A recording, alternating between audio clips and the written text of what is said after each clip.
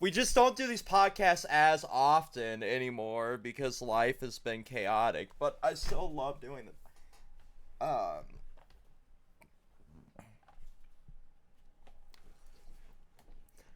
Right.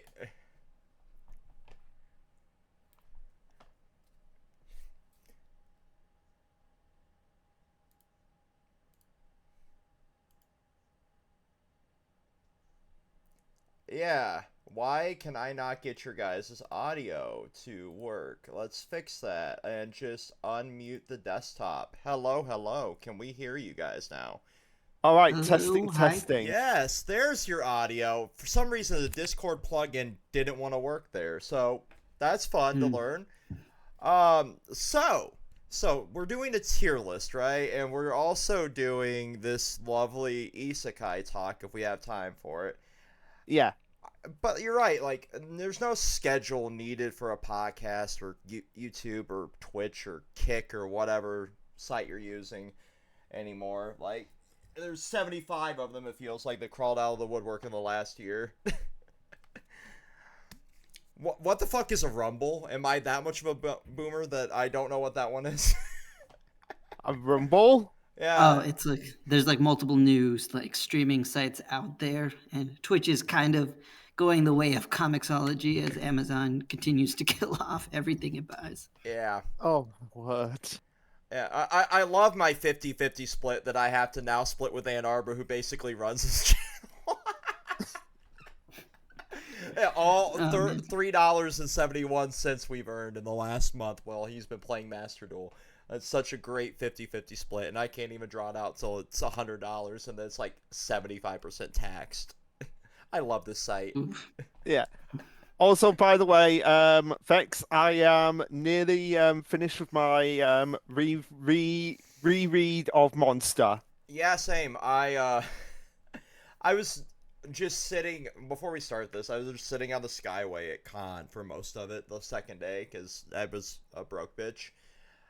Reading Monster, dressed as Krona. While there was another Krona cosplayer next to me. What were they Amaka, reading? They were just out there just smoking a dab pen, right? Yeah, but rereading Monster, I'm just like, Urasawa, for Johan's design, he had to have been inspired by Griffith. Griffith and a twink. You cannot convince me otherwise that Johan is not a twink. No, but yeah, I just saw a picture of Griffith and Johan side by side. I'm like, yeah, he was probably inspired. Oh, 100%. But we have this thing here, which I'm going to drag over to the other monitor so it can get captured, and not my lovely aqua wallpaper that I don't know where I stole it from. So we have the what I call, people call it the Cancer series, but I call it the Shovelware series. I have to shrink my webcam or drop my webcam. It's going to be one or the other. And because I'm using Stream Elements, I'm going to just drop my webcam. And now I just want a image of Shovel Knight with images of these series on a shovel. Please. I might actually use something like that for the thumbnail for this. But I don't know yet. There's that, and then there's Karapika, Peri Uvo. That would also work. That might actually be better. It fits the theme a little more. So I had to like Google lens some of these series because I didn't know what the fuck some of these were. Yeah, I made a folder, so I've got them all labeled at what their series is, and I had on my version of it, I had at the top, this was the order list that I had for the tier bracket. Miss Somewhat, Wasted Potential, Shouldn't Exist, Erased from Memory, Didn't Even Know Existed. Well, there's definitely a few of these Google Lens that I did not know existed. And that's saying something considering this is Shonen Jump, right? If it's all the ones that we've talked about before, like in our tier list, then I think I might be the only one who's read all of them. So yeah, I'll probably be doing a lot of the heavy lifting. I mean, there are some in here that I did recognize, but there was one on here that was like, wait, like, which one was it? Invade You, which is the one next to ITLC in the tier list. I was just like, wait, when was that a thing? Okay, that one I may not have heard of. I don't There's know. a was just couple like- here that I had never heard of. I can't edit the fucking webcam. That's annoying. So there's like 4 or 5 here that I never heard of. There's a couple that I remember existing, and there's a lot here that we've covered in previous like tier lists and stuff like that. Like Alright. Party Champs was saying, like a lot of these he's familiar with. That first one there, Luke. You want it's Alice and Tayo, right? Yeah, Tayo, no relation to Tayo from Mission Yozakura family. Which, by the way, that will get a mention in here, considering the author's previous work is in this list. Yeah, and that Yozakura is one I'm really glad did not make this list. Especially as reading this week's chapter, I was just thinking to myself, this week, the series survived. Yeah, I am so glad. I'm so glad. And we'll talk about it when we get to Demon Plan. But yeah, I'm just so glad it survived. Yeah. That's one of the reasons why I said we should incorporate like Red Sprite and Demon's Plan in here. I think there was one more that at first, what we call the OG Axings. Yeah. Just because they are what kind of kicked off this phenomenon that a lot of manga tubers, anime tubers started noticing of like how the Jump brand works, and which is an unfortunate reality. For a lot of these like series, is we see these series come and go so quickly that we don't get a chance to get connected to them. Like, I think Red Sprite would have been a great series if it hadn't have got axed so quickly, because it was starting to come into its own, you know. Yeah, I feel like it just came out at the wrong time because it was on the tail end. It was basically the one that replaced Bleach, wasn't it? It was the Bleach replacement, and then Demon's Plan was like the Naruto replacement, so to speak. Yeah, and the problem there is that it's replacing one of the big three, and at that time when it came out, we had regardless of what we think of the overall series, well, we can all agree that Gracefield House in Promised Neverland is brilliant. We can all agree on that. Yeah. The rest of the series, not as much. We have differing opinions on that, and that's totally fine. But you're right. Like, there are a couple of these series like that, though. Like, they had a great first arc, and then once they got past that, it just really kind of fell apart. Yeah, but the point is that, like, we had that during the time Red Sprite was coming out, and then everyone was talking about Promised Neverland at that time. Yeah. Like, my experience with Promised Neverland was, like, coming back from fucking Logan and then just reading the first, like, 10 chapters of it because Red kept typing it up, and then we all know, like, that was kind of like a backbone of the channel at one point, and then it kind of fell off for me, and that's totally fine. That's totally fine. So this Alice and Tayo, I had no idea was a thing. When did this one air? It came out in 2018. It was due. I'm on the my anime list. The only good thing for finding out about these series is that they're all on my anime list, so I can easily find them. So it was in July 2nd, 2018 to November 19th, 2018, and it had 22 chapters. And the problem here is that because this was kind of like, I would say, because it was a music one. I read what I could find at the time, and that's one of the major problems with some of these series is that they were not translated. They weren't. This came out before Viz and Manga Plus were actually a thing of like, okay, we're actually going to start simul translating, and that's like the major issue with some of these series. Yep. And now we see that these tend to survive at least a little bit longer now that we get these simul translations. Oh god, Ann Arbor's fighting in the fucking live chat here. Uh, look, Yeah, I saw Anova, so I was like, I wonder if he's gonna appear at some point. But yeah, this seems to be similar to what another series is doing at the moment. Because from what I read, I did like it. I just couldn't find it yeah. at any of the others. But it seems to be what's happening now with the series Beat Emotion on Jump Plus, which I'm really enjoying that series. Right. And it Like, seems to be like a precursor to that series. yeah, here's the thing, right? Yes, you're fighting with Luke through the live chat because that's his baby. Um, but like before we got these simul translations and simul dubs for anime, like it was very hard to source a lot of these series, and that was a downside to this. And like you said, this seems to be like a precursor for that Beaten Motion, but because it never got translated over here, it didn't have a chance to get like a global audience, Yeah. and that might have done better if it had that global audience, you know? Because Oh, music manga and music anime tend to have like a broad appeal more to the west than it does to the east. yeah, yeah. But Like Your Lie in April is one of those gut punchy oh, anime I knew over you were gonna. here. I knew that was gonna be mentioned at some point. But the reason why I can't really get into music manga is from what was this issue with PPPPP for me, which is on this list as well, is that I want to be able to hear the music. hmm And I really wish at some point that P6 gets like an anime, like an OVA treatment, because that will be a beautiful symphony of like what it could be.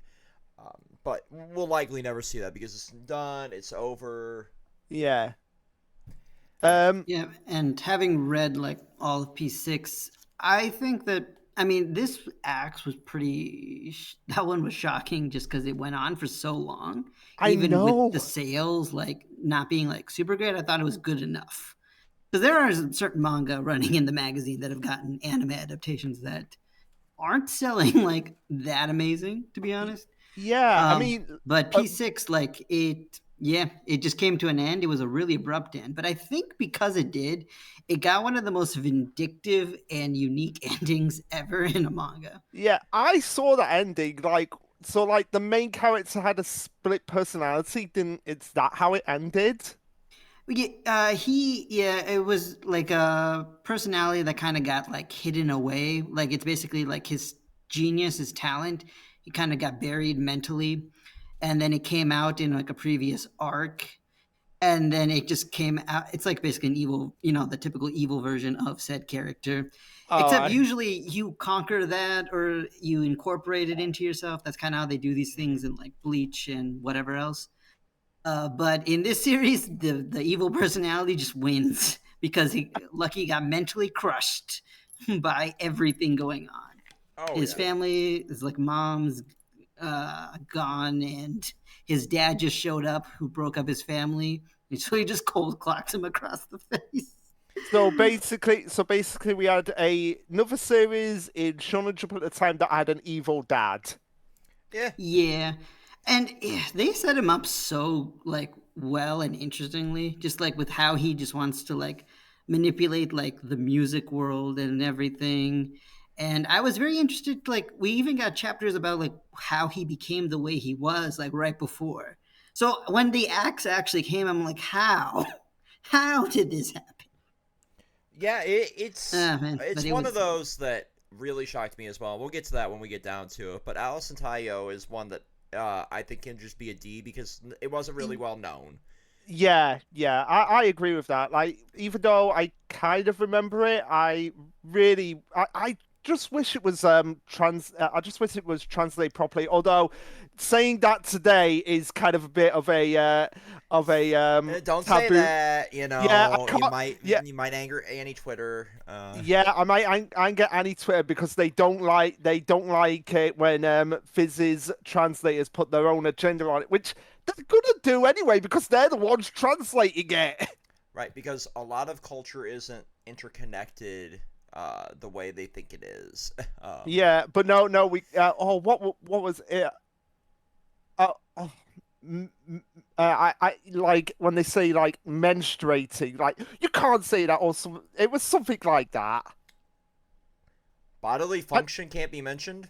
yeah, apparently not. What? You know what? Given America right now, that doesn't even shock me. Yeah, Aliens area. Uh, aliens area wasted potential because it's like, uh, it was I manga Men in Black. yeah, and I was just expecting like, okay, you have a series titled. This would be like I don't know if it a series called we're gonna call Fly Me to Other Planets, but you don't go to other planets. So No Man's Sky, got it. Yeah, basically it's like okay, I feel like okay, aliens area. Okay, we're gonna have these characters who look like a cross between Luffy and Doctor Sinu from One Piece. Aliens are No, Doctor Sinu from Doctor Stone. And who was that? Yeah, it Uh, was Ann Arbor, I think. I know, but yeah, the main character. As soon as I saw them, because one of them had like Luffy's scar on his face, and one of them had Sinu's scar on his face. I was just like, oh, it's Luffy meets Dr. Sinu, and I thought like, okay, we're gonna be going out into other areas of the universe and finding these weird, wacky aliens. Not all on Earth. yeah, it was one that I just recently like read. It was okay for the premise, but it had like a lot of that wasted potential. If it would have carried on for a little bit longer, maybe it could have got back on track, but I don't think it had the gumption to go anywhere, you know? It had a lot of So, great ideas, but eh. so here's where I think Aliens Area is like one of the ones that, if given time, would have definitely gone forward. Because like the big issue with it, having read it all, is that it had a lot of setup. I guess because it wanted to like really set up for a long term plan about its world, how its technology worked, and like Earth's place in the greater galactic civilization.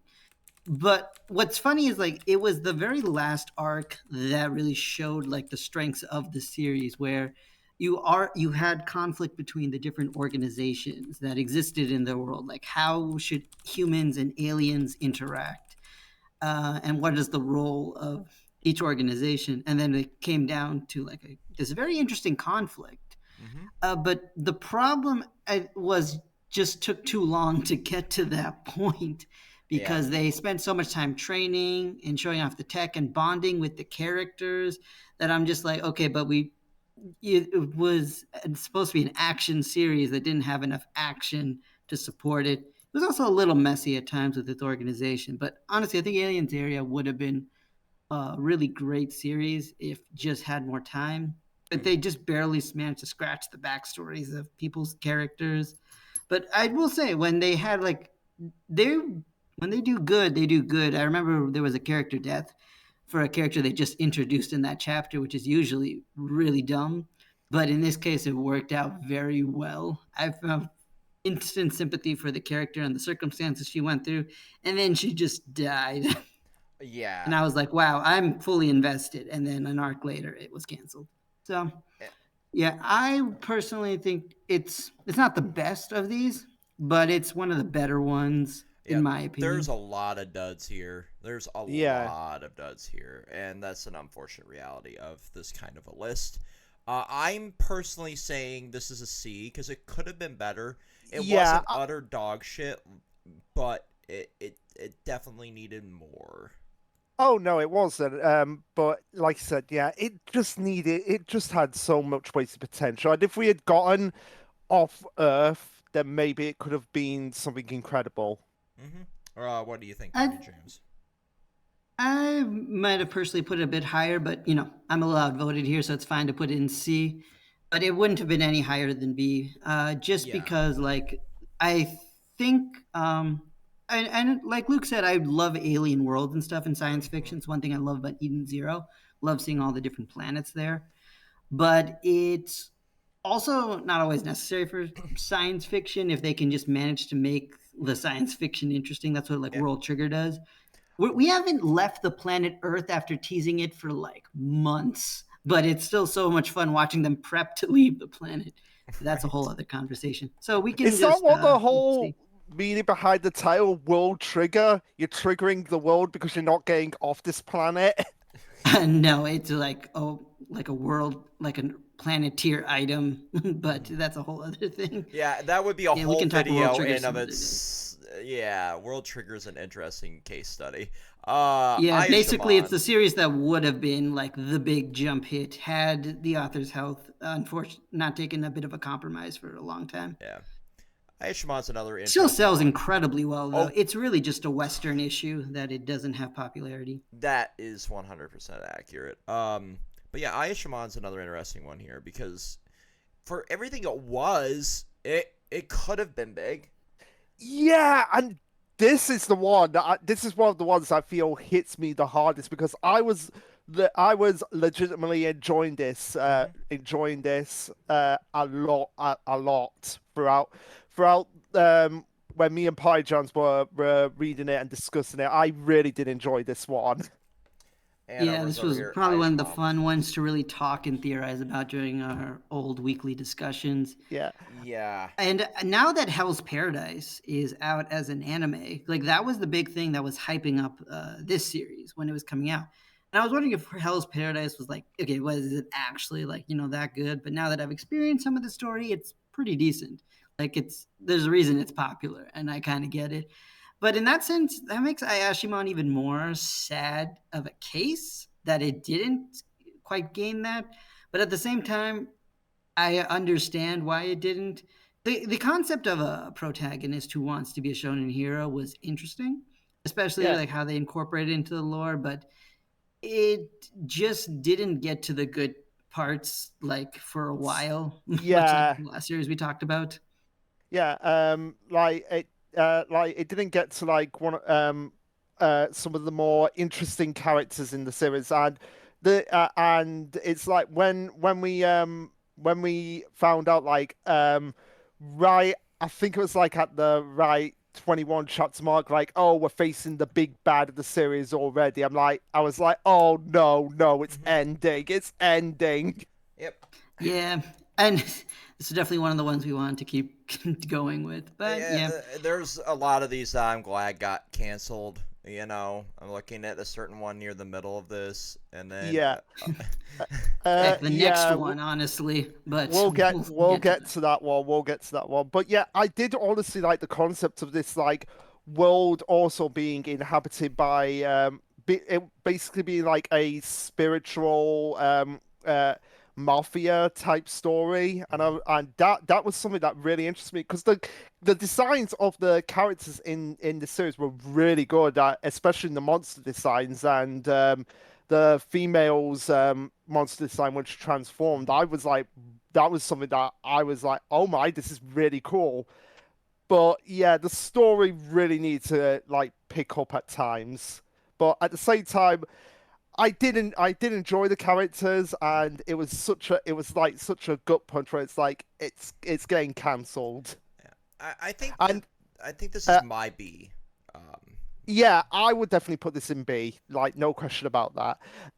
But it just proves that just because you have one successful series doesn't mean you're gonna lightning's mhm. gonna strike twice. You can't be the authors of Death Note. Yeah, and see, like, Party Jams is spot on. Like, going through and watching Hell's Paradise right now. That's one series my partner and I are actually watching together because we both thirst over strong women. um, so it's one of those like, and Gabby Maru is definitely like a great character. In my opinion, I know a lot of people don't like Gabby Maru for some Oh reason. no, he's great. I like how there's like no romantic conflict at all because he's already married. It Yeah, just saves so much of the BS it that most does. shonen have to deal with. Speaking of the anime, a lot of people have been criticizing the animation. What's your opinion on it? I like it. It's people expecting the studios to make a Demon Slayer every fucking time that a new anime comes out now because we have animation brain rot because influencers have done the worst job ever of hyping shit up. or Yeah, or in the case of some people trying to remake the animation style because they think they can do it better. Case in point, when people saw the trailer for the second Call of Bleach and they were pissed off that it's red sky, they keep forgetting it's in a dome. It's clearly a dome-like setting that it's meant to be in. Yeah. Can we talk about one to add to what scene? Vex said, Go ahead. sorry, just wanted to pick up this one last point. To add to what Vex said, yes, I agree with the Demon Slayer comparison because people have way too weird experiences with animation, especially with how great the fight from not the last episode but the one before that was.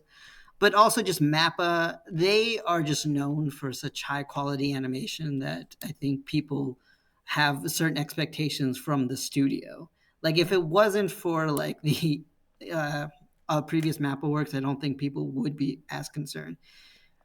Yeah, and can we just talk about the censorship choice in color for certain scenes of this, because white really does a disservice for the amount of blood in this series. Wait. They've replaced the color red in blood with white for Hell's Paradise? Yes. What? Yeah, the censorship's a literally little weird, called- but I. Wait. You call a series Hell's Paradise, you expect the color red. It looks. Now It just straight up looks like Yuzuriha got a gigantic money shot. Oh my god! Like when you say Yuzuriha, I think of a different Yuzuriha. Yeah, I know you do. But yeah, now, Vex, I'm sorry I have to mention this, but they've stolen the Cornwall. They have. My meme has been dethroned by the cum shot here. Anyway, we should probably get back to this. Yeah. So B for Ayashimon. It's like a B minus in my opinion. So this is Bone Collection. Yeah. So speaking of series that we are happy to see gone. How did this even last as long as it did? I didn't even know that this got a release. It only lasted 16 chapters. It should have died. That's honestly still longer than it should have. Yeah, because I'm looking at it right now. It's I think it's ranked worse than Earthchild. That's saying something. Because that'll Earthchild. Yeah, it's ranked worse than Earthchild. So we can all collectively agree this is a D. D, 100%. I do want to just toss in that the author has come back with a new series, and it's crazy how much I'm enjoying the new series that they're doing. It's like there's no way this was... of Do Retreat. Do Retry. Do Retry. I honestly, when it first got announced, I thought it was I thought it was like mashed together as Dorothy for some reason. Oh. I don't know why, but yeah, I read the first chapter of Do Retry and it just didn't. It was kind of the same reaction I had, you had with Kill Blue and Tamaku Cinema. It just wasn't working for me. And that's fine. I personally think it had like the strongest like first chapter of the new batch, just because it starts off like, almost super basic, but then all of a sudden it's like, oh yeah, this is World War II in Japan. This was a bad time. And it's as a historical drama and the sports element that it brought in, I was surprised how well they worked together. And right now I think, like some people have said that, the later chapters don't live up as much to the first, which is true. But I think they're doing a very good job, like getting me interested in the boxing element. Because there's like with most sports, I don't really care for sports in general, but I like when they teach me stuff. And right now they're kind of showing some boxing tactics while they're doing it, especially this last chapter. So I don't know if it'll survive. I mean, I've been discussing with other people what of the batch will survive, but this one may not be it, but I would hoping it does. Yeah. Which is weird to say from this author who wrote this Bone Collection series, which couldn't decide if it was action or comedy. And it did its comedy better than its action, but its comedy still wasn't that good. Oh. All right. Yeah, so D tier. Yeah, this is one very, very interesting concept there, coming back with a decent series after such dog shit, but I hope the new one actually does well, because we don't really have a lot of like good, other than like Hajime no Ippo and Baki, we really haven't had a good boxing series. That being said, what the fuck is this? This is one that I let me get on my list. Yeah, I don't So recognize it this either. is Boza Beats. I legitimately didn't realize this series existed, and it seems a lot of people did it because it only lasted 15 chapters. But I'm looking at the synopsis now. Religious monks adapted to modern technology and weaponry to combat the threat of demons. Ryudaji, a monk who's on a journey to locate and purge a demon spirit that is terrorizing a forest, which was notorious to be a place where people commit suicide, meets a wolf boy, Tamaki Madoko, and his wolf companion. Things start to develop between the two after an encounter with a tree demon spirit, as Tamaki decides to go outside to the world to learn more about his past. Huh. So it seemed to have kind of an interesting concept, like just monks with modern technology and weaponry. Cool. I mean, feel- yeah, that's a coolish idea. I That's a think there's a coolish series here that idea. did something like that better, but we'll get to when we get to that. Yeah. Yeah, And so, then- But we really should have had a tier for we haven't heard of it. Yeah, I Yeah, did put like let's just put an extra one on for series that we haven't heard of. God damn. Tier list maker, can you actually function? Go to the screw. Yeah. Yeah.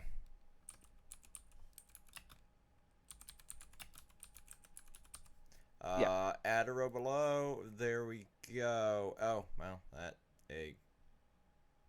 did the I mean, thing. if it was this short, it probably wasn't that great. But at the Yeah. same time, who knows? Every series might be someone's like, how did this only last so long? Yeah. Right. Like there was someone here that like the next one. We will get to the next one in a sec. So I'm going to move that Allison Tayo down to didn't know existed, and this one. Yeah. Yeah. Oh. Anyway, Yeah. Let's just say what I feel like we need to say at this point. Build King, why? Why are you a thing?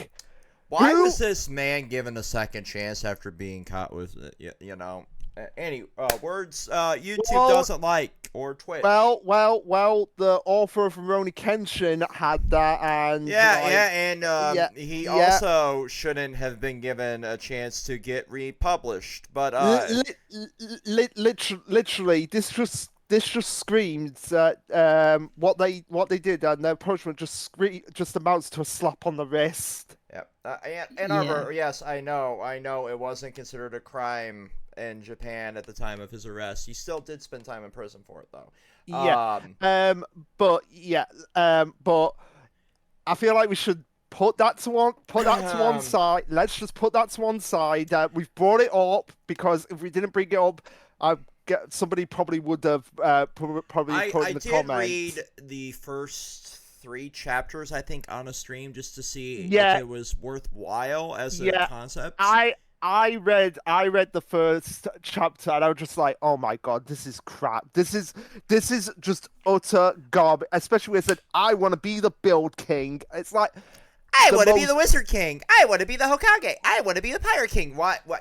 You're treading the same path as most of the big. And also, Vex, you know my disdain for JJK's manga paneling. Mm-hmm. This was worse. You've seen the paneling in Build King, like it is just god. Like there's one page in one of the chapters where it has like a cylinder-like panel. I'm just like, what is this? It looked like somebody threw how to make a manga into Chat GPT. That's what some of the shit looked like to me. Like I don't know why they made like the aesthetic choices they made. I don't know why they made like the paneling choices they made, and I really don't know why they decided to retread the 90s and 2000s style of making a manga. And there's one person that was sad to see this go, Rack's the hero. Of course he is. It's like why? Like, what was good about this? Legitimately, anybody who finds anything good about any of these series, except for the ones that we can legitimately believe, we legitimately agree that we were sad to see go. But stuff like Build King, can you answer like why? What did you see in this series? I will say. Well, I'll give you this because I read like the whole thing from start to end. The series did try to build up its own power system much later into it, and at that point, it was at least trying to make itself into something. Once we got into like the exam arc of Build King, but How this do you isn't one exam where for that? I mean they have to be licensed builders and stuff. There's like a guild Well, and everything. That I But So can't they had see to being- go to like a trade school or something. Well, there was more like a tournament to qualify or something. But anyway, the system, the actual Build King stuff like later on, I think it could have tried to be something, but unlike with Aliens Area, where I think Aliens Area could have been something really good because the story and inner politics were very interesting, and the world building in Ashimon was very interesting. Build King was always going to be the basic generic series that if it survived, it would have just been that. And you know, some series, if given like years and years of time, could become something from that. But it was definitely one that deserved to still be axed, even though I did get like some enjoyment out of reading it. Yeah. It was not sad to see it go. Well, you want to know what score Build King has on my anime list? Right. 4.96, the lowest so far. Not shocking. Yeah, deserved. Because it was like just a series out of time. I feel like this was an attempt to be like, can we just sell like old stuff again without Can we just anything? sell- Well, there's another one of those style series on here that we'll get to in a bit. Yeah. Can we just sell Minecraft the manga? You know what? That sounds. I actually think that is a fucking thing. That is probably a thing, and That it is- would probably be better because like Microsoft handles Minecraft pretty decently. I could never really get into Minecraft, but Oh yeah, me neither. But that's a I'm just discussion for another impressed with day. how the IP is handled. Yeah, that's the thing. That's the thing. As you can see on the fucking screen. Yeah. No wonder like- Dr. Stone. No wonder Dr. Stone did its Minecraft tribute in the first episode of season 3. You know, Yeah. It's a popular series. Yeah, I have tried. I've tried desperately to get into that, and my brain just does not want to do all the things. It needs some sort of a goal. Like I can get I lost think it's in just from right after our time, so to speak. You know. Yeah. I This love was watching a people different play generation it. stuff. You know, but like, Oh, and yeah, some of the stuff they make in that, like a replica of the Millennium Falcon. It's like, how do you do that? it's insane what people can do in that series. But Bill King D. Yeah, Yeah. D 100%. Now I was partial to this series because I'm a sucker for sweets. I love. I will say this as well. Like this one, I was like, oh, don't go. This was This was one of the most unique things in the last couple years. it definitely out of all the series that got cancelled, it had the most unique power system, just based around sweets. And me and Tyler, when we were reading this series, we could just imagine the kind of sweets that would be in this. Like I was imagining like sweets from Britain, from America being incorporated into this. I mean, you had a guy who was basically Popcorn Bakugo from My Hero Academia in this Oh, yeah. series. Like there was it was the mech chapter for me that made me lose my absolute shit. Like it was so cool. Yeah, That was cool. but I feel like what Candy Flurry lacked in is again it had to be the story. Like the story, there's only so much a power system can grip you. And I feel like the story kind of held it back. Like that's how I kind of feel with a lot of series now. Is like you can create the world's coolest power system. Like look at JJK for example. It has such a cool power system. but it just loses me on everything else. Like the characters just are bland to me. I'm You know murdered in what's the comments. interesting? Like this week's chapter, without spoiling anything, it was just like half the chapter was just the characters discussing the hypotheticals of what would happen in the fight that's happening right now, and if they went all out.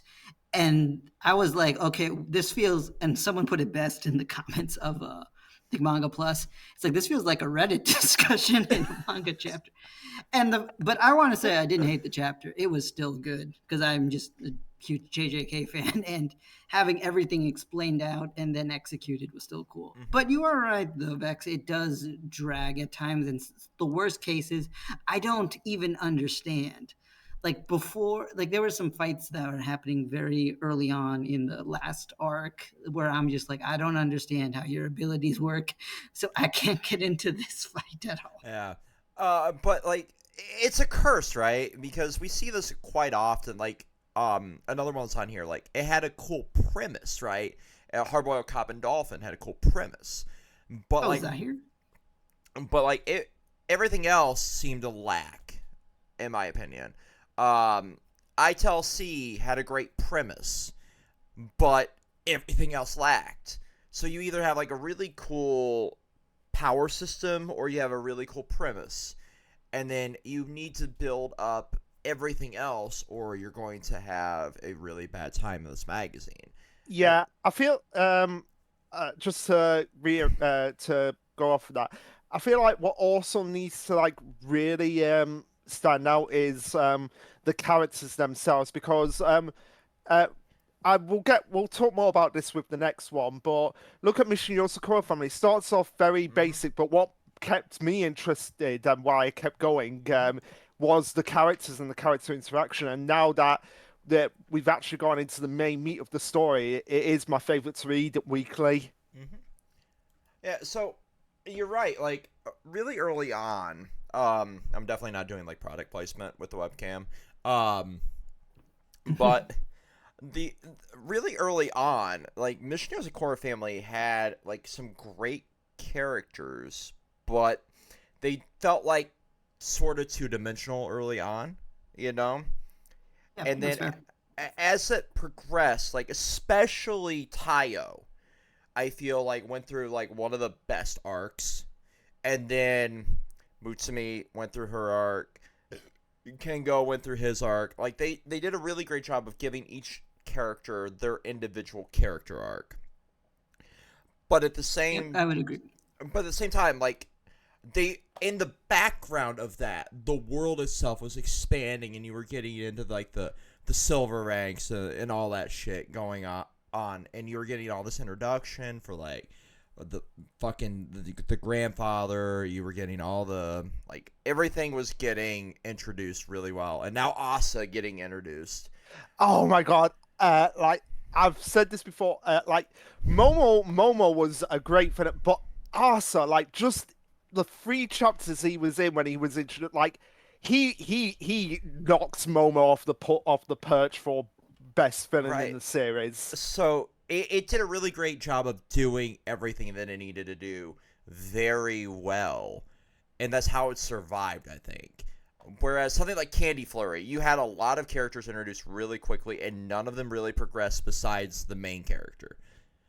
Yeah, And and even then, yeah, and that's another thing, like just introducing too much at once Mm-hmm. rather than spreading it out naturally. So, unfortunately for me, even though I was a huge sucker for the series, I'm going to give it a C. yeah, I would put it in B personally because I did it. I feel like the system does bring it up to B for me, but that's as far. I'm also gonna put C, and I actually kind of want to argue a little bit why, because I was not as hyped for this series as I think a lot of my peers, including you Uh, guys, were. And I think part of that is, like you said, this had a cool power system, but it didn't even use it that well, and that's kind of a big problem. Yeah, it yeah. Because they started one of the using it coolest well, like near Now, because the like the end. lollipop, for example, like they did show it's like, oh, I can use different parts of the lollipop. Oh, that's pretty interesting. But then but with the other candy powers, they didn't really explore like, oh, how can I use, like one of the girls, those strongest characters just use ice cream. It's like, well, how can you use ice cream, different flavors, different consistencies? Like there's so many different ways they could have, but the author just Yeah, like wasn't skilled enough to use the premise Yeah, yeah, like that you they had came up with. popcorn for God's sakes in there, right? And that yeah, Yeah, there's kernels yeah. there and And all I'm kinds just of gonna interesting. say quickly, like with the ice cream, like they could have had different abilities based on which flavored ice cream was being used. So like Right, exactly, but they didn't. That's what I'm saying. could yeah, you so imagine like if Superman ice cream gave them like temporary Super Saiyan powers or some shit like that? Like, come on. well There's a lot of stuff that they could have done. yeah, well, to be fair, uh, in Death Battle when they had Zoro from One Piece, they compared the power system of hockey to Neapolitan ice cream, and I was just thinking like now, like if only the chocolate ice cream that she had was like made her skin rock hard like armor. Or Rocky Road could do that. But that's the thing, Luke. We can come up with more interesting ideas than the story did, and that's what kind of sucks. And the Yeah. other thing was the villain group. For those who don't see me too often, you may not know this, but villains are usually what like really makes a series for me. Like Yozakura, that's like a great example of that. Wait, But this series, the villains, they tried to go with some kind of sympathetic backstory with how the bad guy group came out to be. But at the end, it was just really, really dumb. It And they really yeah, couldn't was. quite pull off. it Sympathetic villains are a challenge because if done well, they are great. But if done poorly, they are abysmal. And so, Yup. yeah, I think this series had like good ideas, but couldn't execute on any of them. And I think for that, it deserves a C. Not garbage, but not above fair enough, average. fair enough. I'll give you that. The But only I will. reason it would get a anything lower for me is if like it failed at every possible outcome, right? It set off to do something really cool. It did something really cool and created a new way to utilize powers.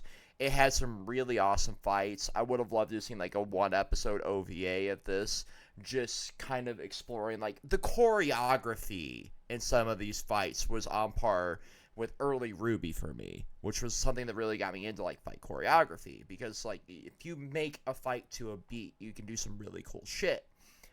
And I feel like Yeah, this would do something like that. But at the same time, like there's so much potential that was wasted in this series. yeah. But like I said, you're a sucker. You're a sucker for power. Like quite literally, a sucker for the lollipop. Yeah, yeah. I mean I that's have fair. been waiting. I've been waiting like 5 minutes just to make that joke. Yeah. So this next one I got Google Lens to actually look up is called Polo's Study Abroad. Yeah, this was Gon got Gondaria Gondaria's first work before he went on to make Mission Yosakura Family, which thank God for that. Thank God he learned from his mistakes, which is not what we can say from a lot of other authors on this list. Yeah. True. Kishimoto. Uh, we'll get to But it, Luke. yeah. We'll get to it. We'll get to it. But So, do we know anything about this series? Because I haven't really I heard feel of like this. it was more like akin to early Yosakura in the sense that it was more slice of lifey than anything else. But what I feel like what he does best It was as an au- not simulpub, that's for sure. yeah, it was definitely not Psyopub, and that's what holds it back.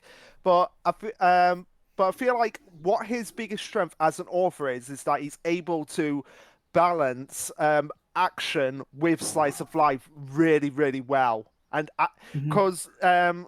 because as well, when the last year of Yosakura, like 2022, where it starts off with all those chapters where it's like just slice of life, he focusing on Hmm. Koricho's interaction with the family, and you think like, okay, this is great, but why is this here? And then you see why that's all here, because when he goes to confront Momo and all the other heads of the Osakurs, which by the way, I hope they come back at some point. Oh yeah. Um, And you see why all those slice of life trusts were there. It was to get, it's like, okay, creature's going to do something really big here, and it's actually going to make you care about him.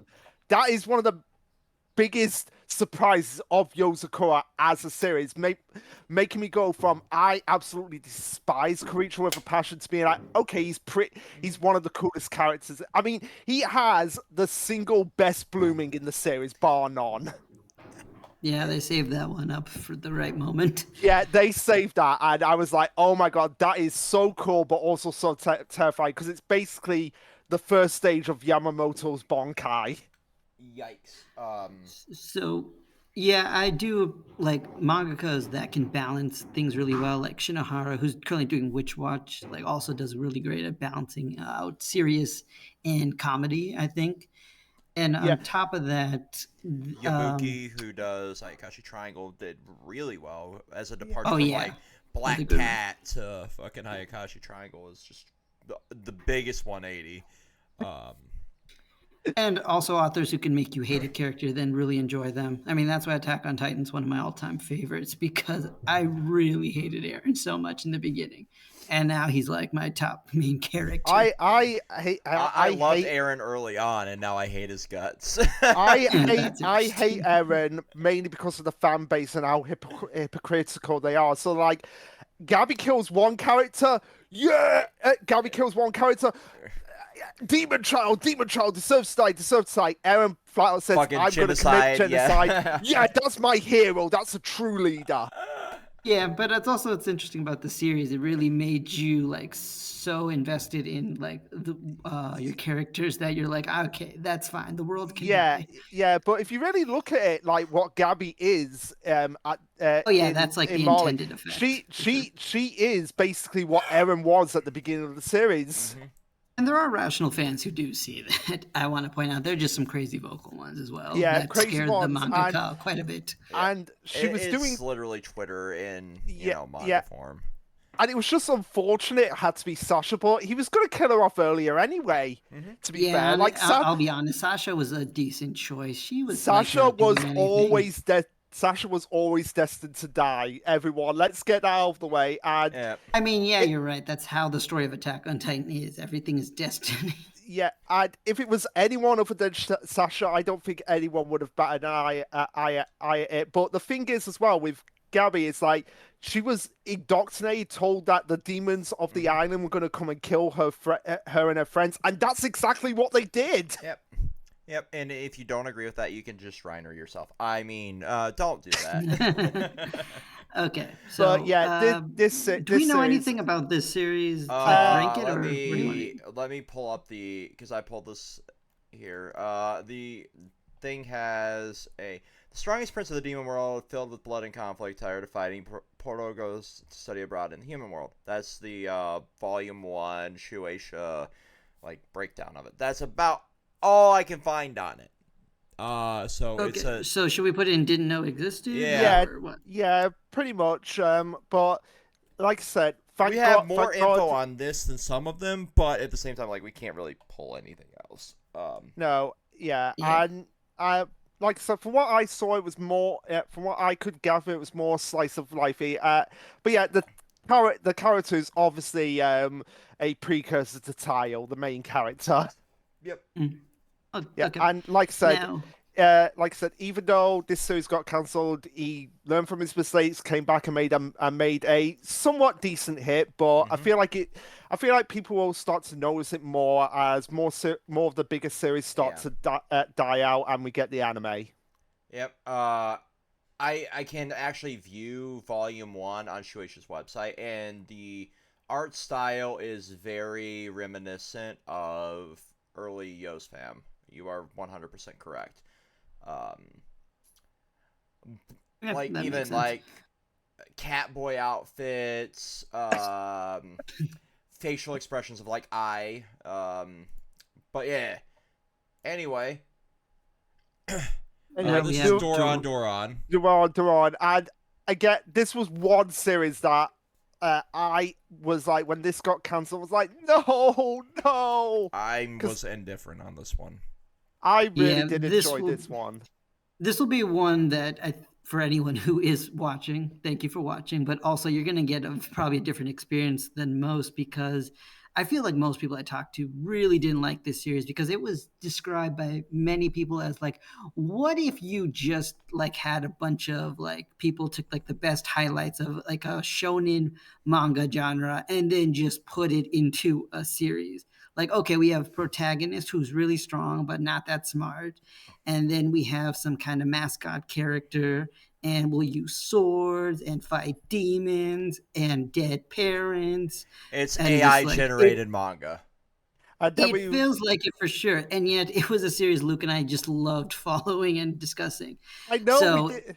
I know because of, as well we had one of the we had Yuji, who was basically kind of the mentorish kind of character, but but I just loved his personality in the series.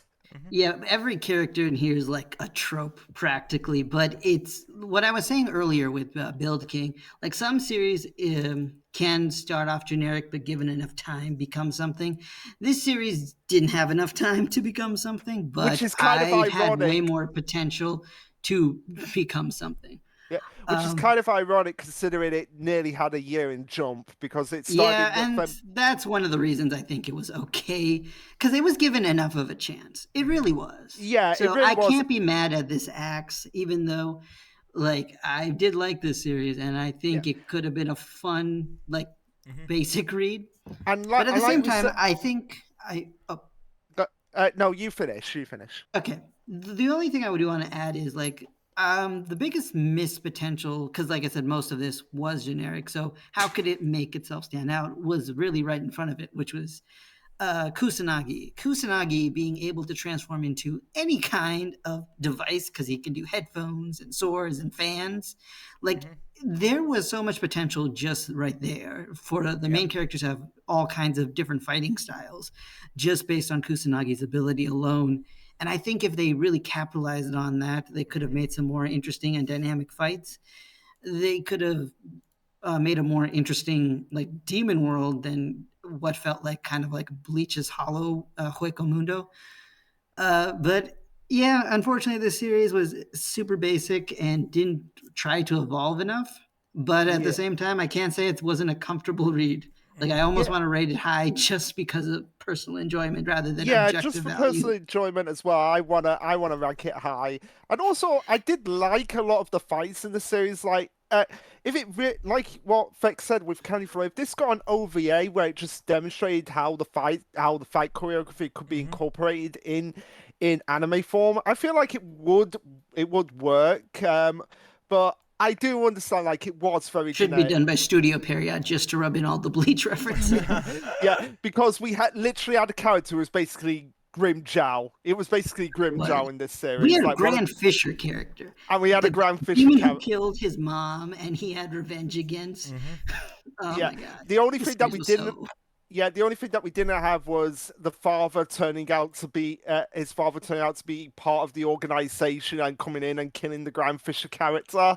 Who knows? Maybe if it went on long enough, we could have Yeah. had his we dad be we like, could have "I gone was that, also but part of yeah, the Demon just Slayer." what you said about Kusanagi, like there really could have been a power where Kusanagi could have turned into like sword hands for Dora, like literally, like his hands become swords thanks to Kusanagi, and he just fights like that. That would have been a pretty cool idea to do, but never went through with that. And also, we had the one of my favorite running jokes of the whole series when we were doing it. Like, where's Jinchio?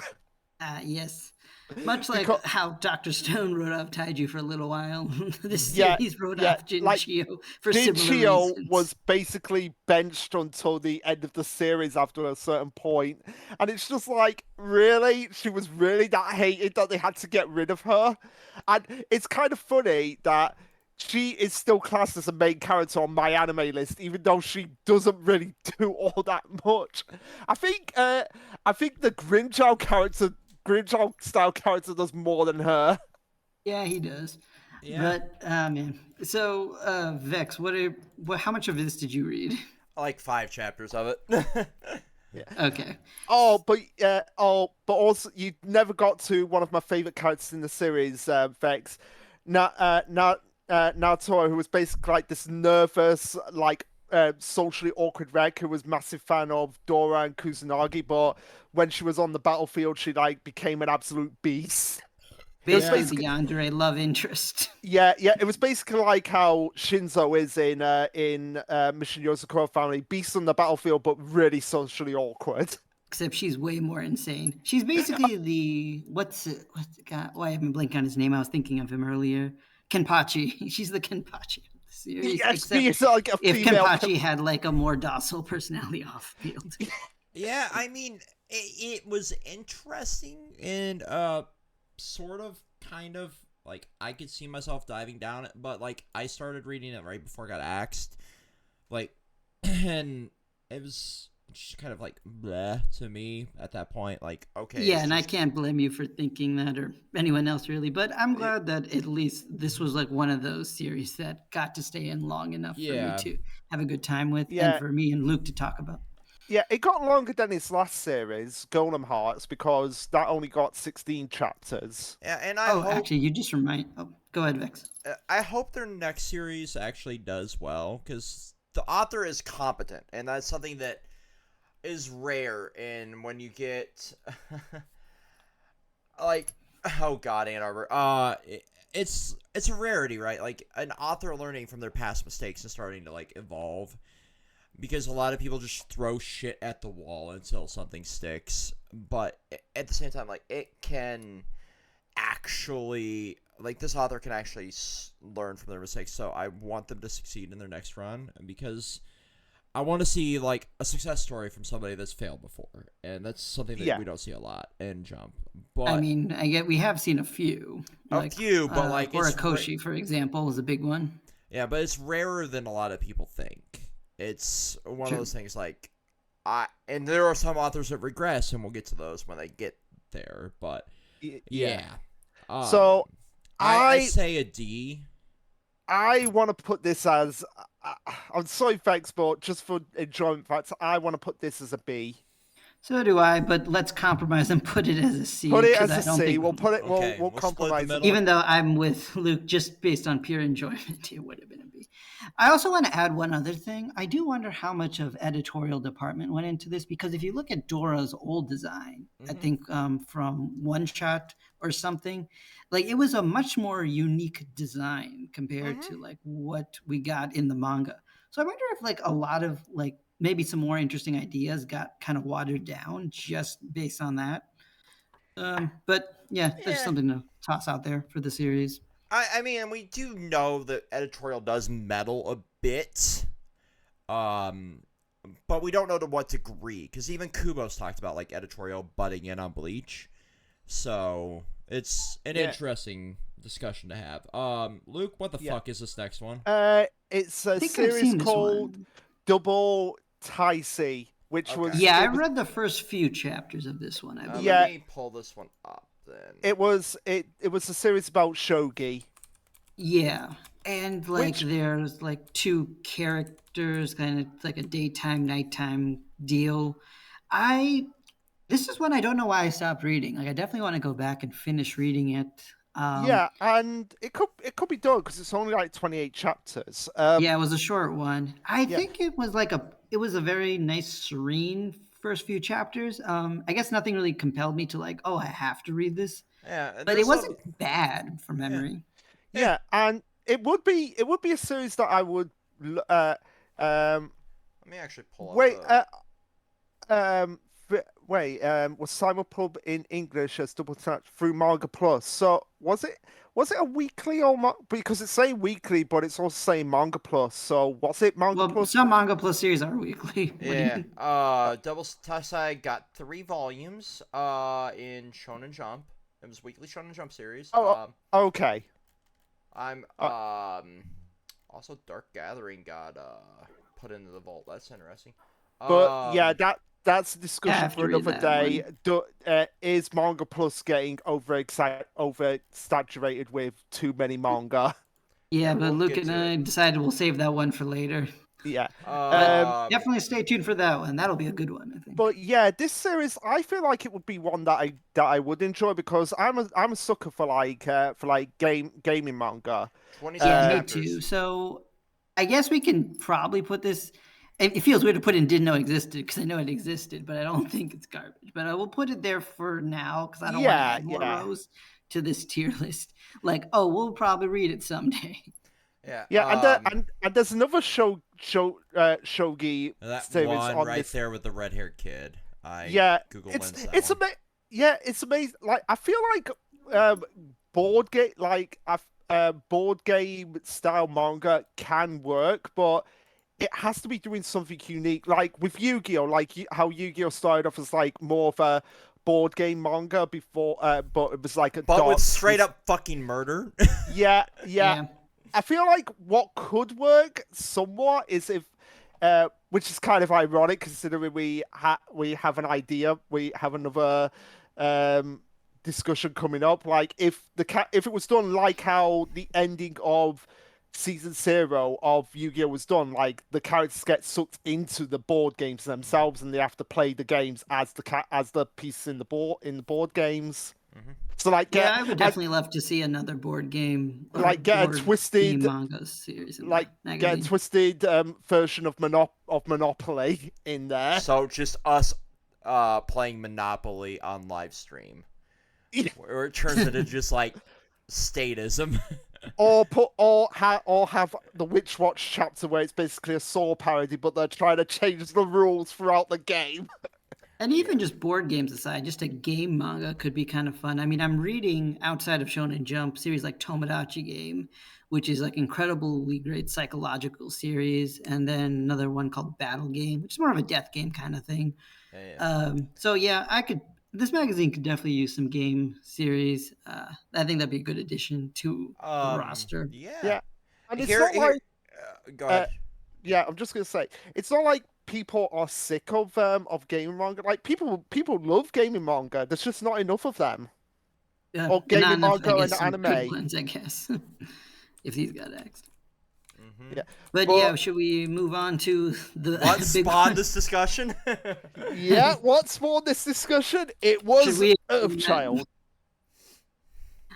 Yeah, okay, let's give some background to that. So Viz recently announced, a bunch of their publications, and good news is that some Jump Plus series like Marriage Toxin and Maggie Lumiere are going to get physically released, which is awesome.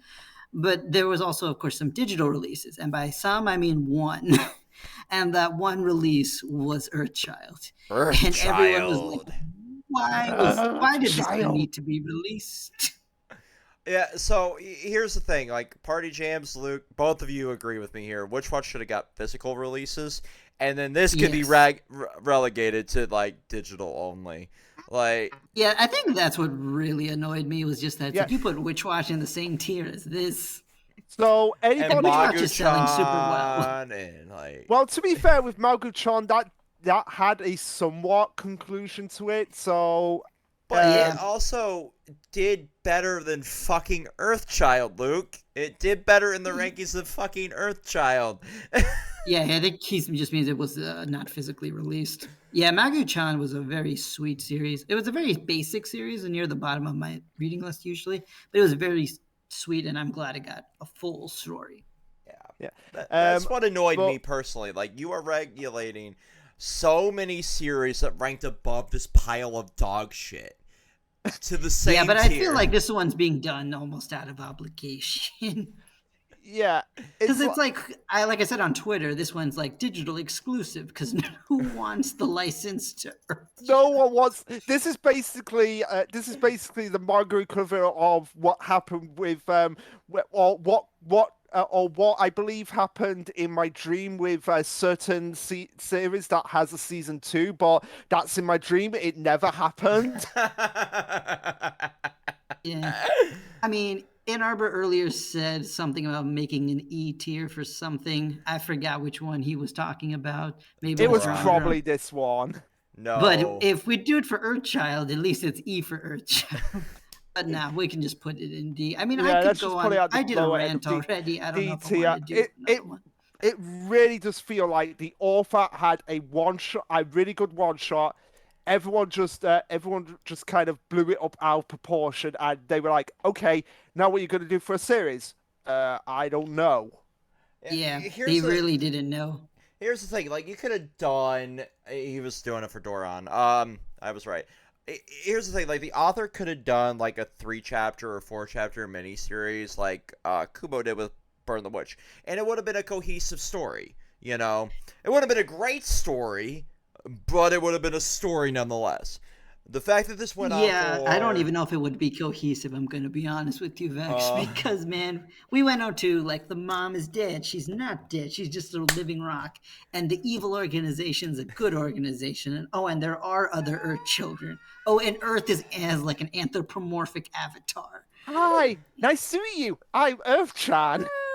There was actually Earth-chan. You look Not a bit even Earth-chan younger, could save Earth-chan. this. Hey, I'm 4.5 billion years old, I'll have you know. I'll give at least the idea that I turned having webcam on for this bit. So you mean Earth-chan is real, and there's a possibility here. I'm going to go turn my webcam on. Yes, yes, thanks. Earth-chan exists in Earthchild. Yeah, Why? I will say the idea of a living planet making Earth children to defend itself as an immune system, cool idea. Except I don't think you actually had the idea well thought out beforehand. No, because it there really. are so many implications. Yeah, so many. One of the Earth implications. children was like a Tyrannosaurus. So you're saying there's a chance? Saying yes, there is a chance that So, Earth child. someone very needs to, amenable. someone needs to do a meme where they have the first volume of Earthchild, Earth-chan next to them, and be like equals. So there's a chance. Someone get on that and link it in the fucking Yeah. comments, please. Like, I'm begging you. That'll But be anyway, homework. like, devote your skills to shit posting and shit posting alone. What the fuck is this next one, Luke? It looks familiar. Guardian of the Witch. Okay, I was gonna say it looked Yeah. familiar, but like, I don't think I ever read this. I did. Wait, Luke, did you? I was going to read it, but it kind of got pushed on the back burner, and then I never Okay. really picked it up. I'll just discuss this quickly. One thing I will say I was surprised about. One Smart isn't here right now, but he did post like his own tier list of some of the series that we were thinking of doing for this tier list when we were starting out, and I think for his, he actually had it fairly high up. Let me pull up the Discord I think really it quick. was Yeah, in his I've S got the- rank. Yeah, he had in S rank, And Doron. One Guardian- Smart, like I feel like you and I agree on like a lot of things, like especially on some other servers where we're like the only Witch Watch fans. But I have to say, this is that was a bad take. I think for Guardian the Witch, this is one of Yeah. those series that deserved the X very immediately. Yeah, Like it's not as bad as some of the other D ranks we had. Like there was at least a somewhat magic system involved, and the characters had more So personality his S than a lot rank of these was characters. Doron, Guardian of the Witch, Samurai 8, Phantom Seer, and P6. I agree with him on 2 of those. And that's Yeah, it. I can agree on a few of those too. But Guardian the Witch, like this was not that great a series from the start. Basically, the idea is there's like witches in this world, and they all have like guardians, and I think they're like cursed. Basically, like their magic is to protect people from monsters in their world, but they doomed to like have a short life or something like that. So our characters set off on a journey to meet the other witches and find a solution to whatever this is. And like we meet like a mentor character and like one other like villain, like witch guardian group, and I think that was most of what the series was. There was barely anything there, and the potential for it was basically nothing. The art was not good either. Unfortunately, this is not the series you can say, oh, the story was bad, but the art was great. No, it wasn't. It was not good. So this is one of those ones where I'm like, you know what? This series definitely deserved to not be around. Yeah. It was Yeah. boring, and I'm glad I stopped reading it. But it was just a little disappointing because I liked fantasy. Fantasy is like my favorite genre. Mhm. And bad fantasy is just really hard to read because it's like, man, Yeah. a potential with all the potential with magic, and you just So write the most generic story. like it was an AO3 first attempt at a manga that never really got anywhere. Yeah, actually, that's a pretty apt description. Huh. So So yeah, we can probably just put this at D and move on. yeah. Yeah. One smart. I would be interested to hear what you had to say, but we'll talk about that someday. Because Yeah. I can't even begin to remember most of this, and I remembered stuff about Build King and Bone Collection. So Luke, go ahead and give an introduction to this next one, please. So this is what I was like, what the hell is this series? Hell Warden Higuma, right? Higuma. Oh yeah, I see it. I read some of this, or maybe the whole thing. I'm not sure. Yeah. Okay. So what I'm looking at here is that it's a few so it's someone from hell who has flowing hands to task them with busting evil spirits that have possessed people. If you have a friend who's suddenly changed for the worse, call Higuma. So it's basically like a demon version of the Ghostbusters. So Yeah, it's another Exorcist series. Here's the thing. I don't know it. I think I'm the only one old enough to remember. Well, Luke, you and I are the same age, so you might remember this. So do either of you remember a story called Nora Rise of Devildom? It was No, a- I don't think I've heard of that. Vaguely heard of it. I have all 9 volumes, first edition, sitting on my bookshelf, and I am very proud of that. Because it was a series I absolutely loved when it was in like the Shonen Jump print magazine back in the day, and it was very hard to source them, even though they were all printed here in America. But it was very hard to source them, and I think like the only other series that I've had that much trouble sourcing is fucking Nana. Yeah, Nana is one of the enigmas of this. Well, some of them are because some manga just don't get translated, which I just baffle me because some of them are really good, like GE Good Ending by the author who did Domestic Girlfriend. That is a million times better of a series, and not got translated and not got an anime. What the hell? So you're right, and I don't understand that. So Hellborn and Higuma kind of reminded me of that in a way. So I had a lot of fun because I loved Nora back in the day, and there was a sequel to Nora, but it never got published over here because it didn't sell well. That's why it only lasted 9 volumes. But they kind of did like a sequel series. They Boruto'd it in a sense before Boruto was a thing, and like I found the translation of the sequel series. I understand now why it didn't get translated. It was called Nora something Subarek, which was kind of flip-flop for Cerberus, which made sense if you read the entire thing, but like the sequel wasn't that great. But Hellwarden reminded me of that, so I had a lot of fun with the series. I also 1000% understand why this only lasted 19.1 chapters. It wasn't great. This is one of those series that I saw a lot of people were mad about it getting axed, and I wanted to read it because of that. And I kind of see why people were upset, but I think, like you said, Vex, this is a series I understand why it got axed. I mean, we didn't really talk about much with Bone Collection because it's not worth talking about, but Exorcist series just don't have a good time surviving. No. Like, with things like Jujutsu Kaisen and Blue Exorcist and honestly even Seraph of the End, which like already sell well enough for Jump. I don't understand how Seraph has lasted as long as it has, but it has. It's insane in Japan. It's super popular there. I don't know what to tell you. But yeah, you tell anyone in the West it's still going, they'll be surprised. Yeah. But the anime did it a massive disservice too. Yeah. Also, just to comment on Ann Arbor, no, it's not S rank Ann Arbor. GE Good Ending is better than Domestic Girlfriend. I do not care what you say. Okay. So Higuma, I don't remember it too well enough, but I don't remember it being a bad series. It was a good time, but not but I think it's one much like the rest of our C ranks where it was like, Mm-hmm. yeah, this was good, had potential, but it kind of deserved its axe and didn't live 100%. long enough to be. Yeah. So I agree. Like, I love Exorcist series usually, which is funny because I can't really get too heavily invested in JJK. I find the anime a better experience than the manga for a million reasons. Oh But yeah, I think it's objectively the best way to experience it, even though I'm sure the fandom will disagree with me. yeah, but it makes it so much more cohesive. Like, reading that, Yep.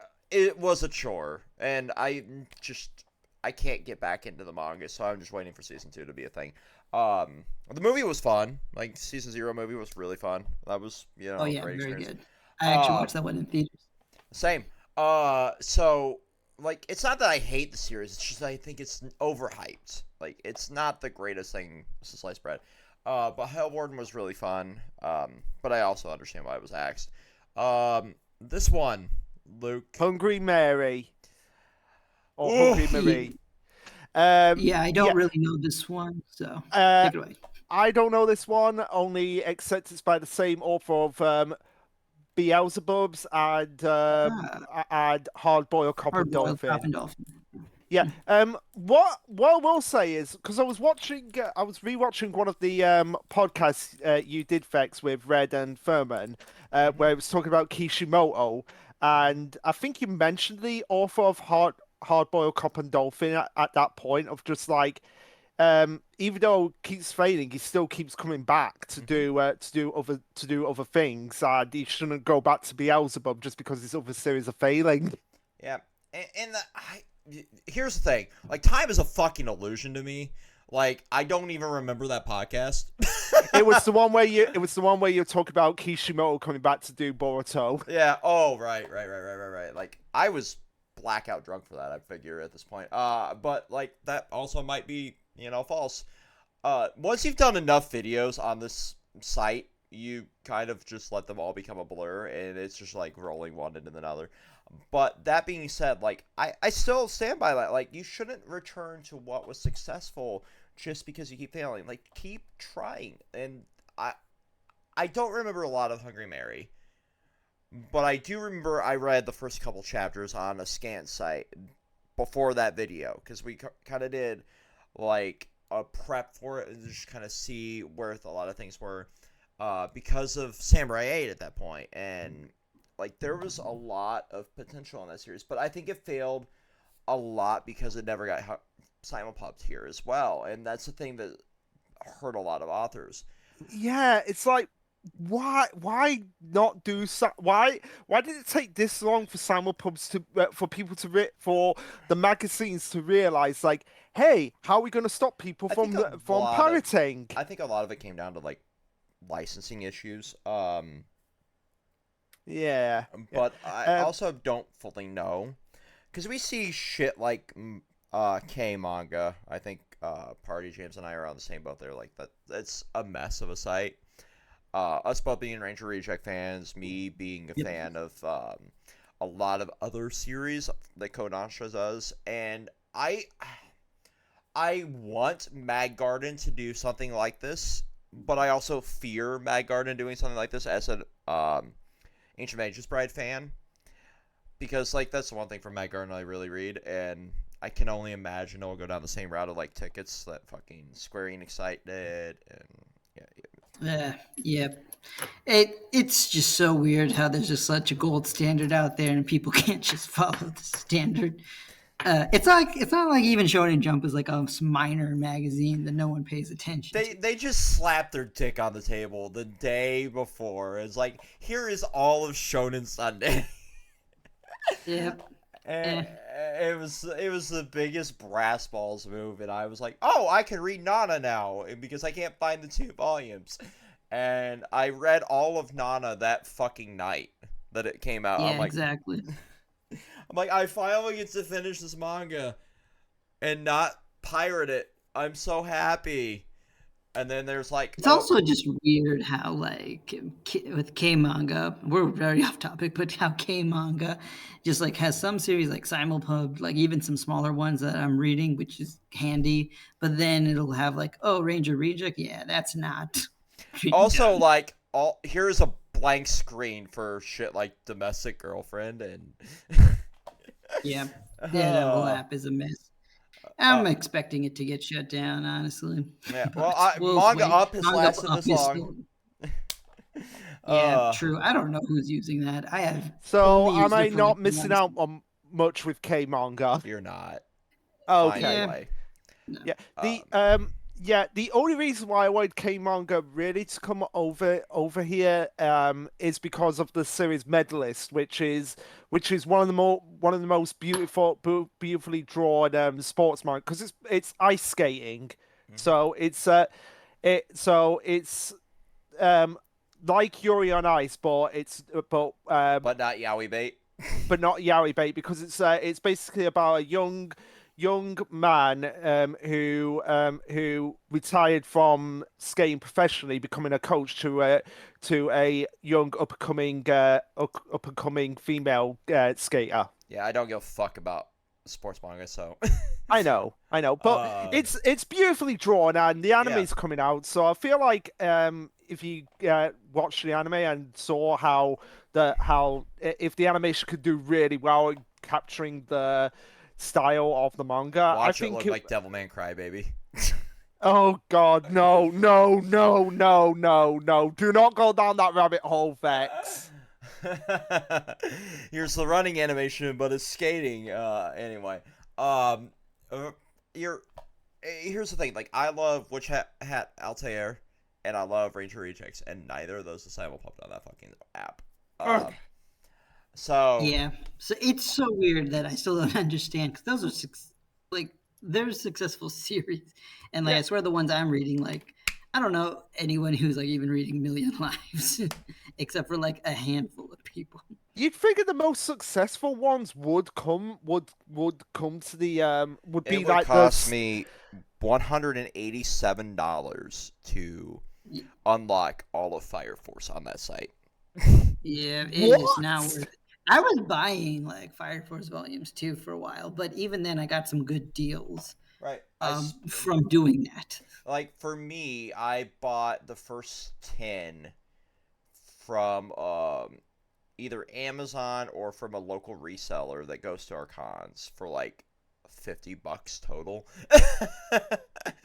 Yeah, I think I did a Comixology deal that when they were working, that Yeah, right. website, it When they had were such great working, deals. and then you didn't have to log in an incognito window and then buy it and reinsert your credit card information because an incognito window wants to sign you out every fucking time. Yeah. Mm, But anyway, Hungry Mary was a D for me. Like it was a good okay. premise, but there was a lot of failure in it for what it was. Yeah. Uh, Speaking of failure, I tell C completely wasted potential, had a good premise, just lacked substance. So, anyone here remember the streams where I read manga? Did you ever see me rage quit this shit? Yeah. Yeah. Yeah, because I mean, it had like I said, it had a unique premise of just like the female detective, basically falling in love with the criminals to get a confession out of them. But it was just the same repeated shit over and over and over and over and over and over and over and over again. Did anyone tell you the definition of insanity? Anyway, this is dog shit. It goes to D. I'm not even Yeah, gonna waste my time, energy, or nope. breath on it. Luke, what the And fuck is this one? this one was one of the ones I was like, what even is this series? Let me get up my good old invade you. So let me get that back up on my enemy. Okay. Uh, I do want to say, since we just skipped over ITLC, it's just that I did very much enjoy the idea of a stalker detective. That was kind of funny, but it didn't have enough faith in its own premise that it just went from being serious to a gag to try and save itself. and it didn't manage to win by the end. But Yeah. at the same time, I will say I love the clothing that they had for the main character. I think if this author would be a better fashion designer than a mangaka, and that's 100%. actually mean that as a Yes, compliment. definitely. Yeah, I Definitely. mean, look at Kubo, right? Like, the man knows drip. Hmm. So this All right. lasted 31 chapters, apparently, Luke. Yeah, but according to the like, literally, this is one of the ones that is an enigma. Even though it was published in Shonen Jump, nobody knew it was even existing. So, the synopsis for it, I'm not even going to be able to pronounce that name. So basically, one of the Hajime characters. Sorajima. Yeah, got a terrible hairstyle. It's so weird. It's downright embarrassing, but his hairstyle's got a secret. It's not hair, it's the horns of an alien body. A cute little alien body. One that can transform into a human. So I get I guess it's like, okay, he's an alien, but he's a human at the same time. Yeah, I got nothing here. I've got nothing. Like, literally, Yeah, nobody we knows can. this series exists. It's got no ranking. It's nobody's favorite. Also, Yeah, I think that well, fits this that's next one. unfortunate. I mean, seriously, what is Oh my worse, god. being Oh remembered my and oh my hated god. or forgotten altogether? Okay, can I just say, guess who the author is of that Invade You? I don't even know, man. I can't even begin. It's the author of I Tell C. Ah, oh, wow. That's unfortunate. And Oh my yeah, god, and they had another one before I Tell C that basically failed as well. That oh my god, oh my god, this is hilarious. So I'm looking at the other one, Boone Kitten. Guess how many chapters that lasted? 5? 7. Jesus Christ. How was I that was that close? Jump? And it was, oh my god, so it's basically like an idol manga where an idol gets a stepsister. Well, you can stop right there. I think we know where. Yeah, this it's is no Oshinoko. Oh my god.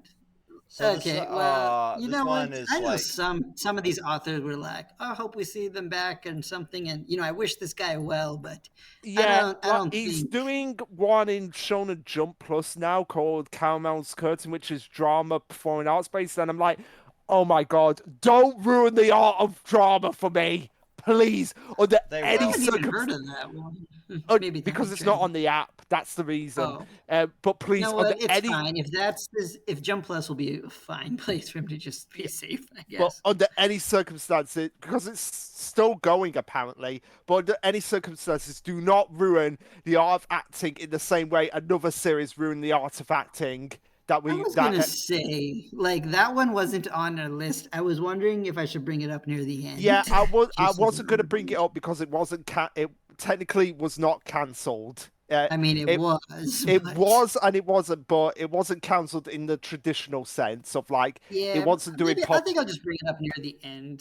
So If the But very I'm just gonna quickly. say that would be in A tier. Yeah, it honestly might be even an S for me. But well, that will it'll just get to briefly. it at the end. So this next one was Momo no Kitsu, which Momoji no Kitsu, which was another shogi series that I don't think anybody knew anything about, so I just put it and No. didn't know it existed. Yeah. Now this was one that you wanted on the list, Party Jams. Lationo. Yeah. So basically, the premise of the series is like hackers. That's what's going on here, and it's showing like a hacker main character who's like going around being all cool and taking down some criminal hackers with his skill. And what I liked about this protagonist is he was definitely in like that morally gray area where he was willing to do some crazy stuff. Like I remember like I think maybe this was the first chapter. Like he hacked into like some dude's printer and somehow I don't remember how, but he made it so that the printer was printing like so fast that the paper was coming out in on fire, and he used that against a bad guy. And then like the very last chapters had him like hacking into a car to help win a race, And this was one of those series where I wasn't surprised it got axed because the truth is they didn't really develop a lot of the side cast that much, and nor the villain group, which they introduced near the end too. But at the same time, I love the art. I enjoyed the theme. I enjoyed the main character. And most of all, I thought that the idea of using like hacking as a story device could be something really cool. But it was not meant to be. But I am glad that, and I was going to talk more about this near the end of the stream also, that Jump Plus at least, or sorry, not Jump Plus, Shonen Jump now with Simulpub lets us find series like this because I definitely wouldn't have even heard of this series if it wasn't for the app. But because it exists, I was able to find it and have a good time reading it for what it lasted. But yeah, it didn't really. This is probably like a C minus of a series. I don't want to put in D because that's like where Earthchild and Bone Collection and Build King are. Yeah, So this was I a mean, fun one. I read it when it was coming out, and it existed. It was fun, but I understand why it ended. So I agree. C. yeah, This one I was kind of sad with. This one I was uh, very indifferent about because the art style was really good for me, but Mhm. the story just couldn't keep my interest. yeah, that's about where I'm too. Like the idea of martial arts, especially like mixed martial arts, like being all brought together is fun, but I'm like, but why does it have to be another school setting That was again? his weakness, I think. And once it started going to like the schooling and like the training arc, it kind of fell apart. But like I love the idea of like this martial arts kind of like forbidden stuff that was going on for a bit, and then yeah, it kind of just went like the traditional route and it failed miserably. Like Yeah. and the next one I'm very indifferent on because I have a bias against sports manga. Yeah. Uh Um. But yeah, Well, the next one after Nero, like I'm surprised that wait, didn't are we do going to some. rank Nero first, or are we going to yeah, just talk? Yeah. so for me like I mean, I think we can put this one as a C because it wasn't a bad series. It Yeah. just Yeah. kind of hurt yeah. itself Yeah, it Yeah. kind of with shot the. itself in the foot once it got Because to like the near the training. end, when his mom came in and we got some backstory on like how he's joined martial arts, I'm like, oh, cool, you're more of a character now. A little Mhm. late to the party, Right. but Yeah, it yeah. was it was going to be like a C vote for me, and then this one was going to be a D. But I think you guys have a different opinion. Yeah, because I've gone back and read a few chapters of Nine Dragons, and honestly, it's not a bad series. It's not a bad series. It's certainly better. It's certainly better than anything in D tier. That's for sure.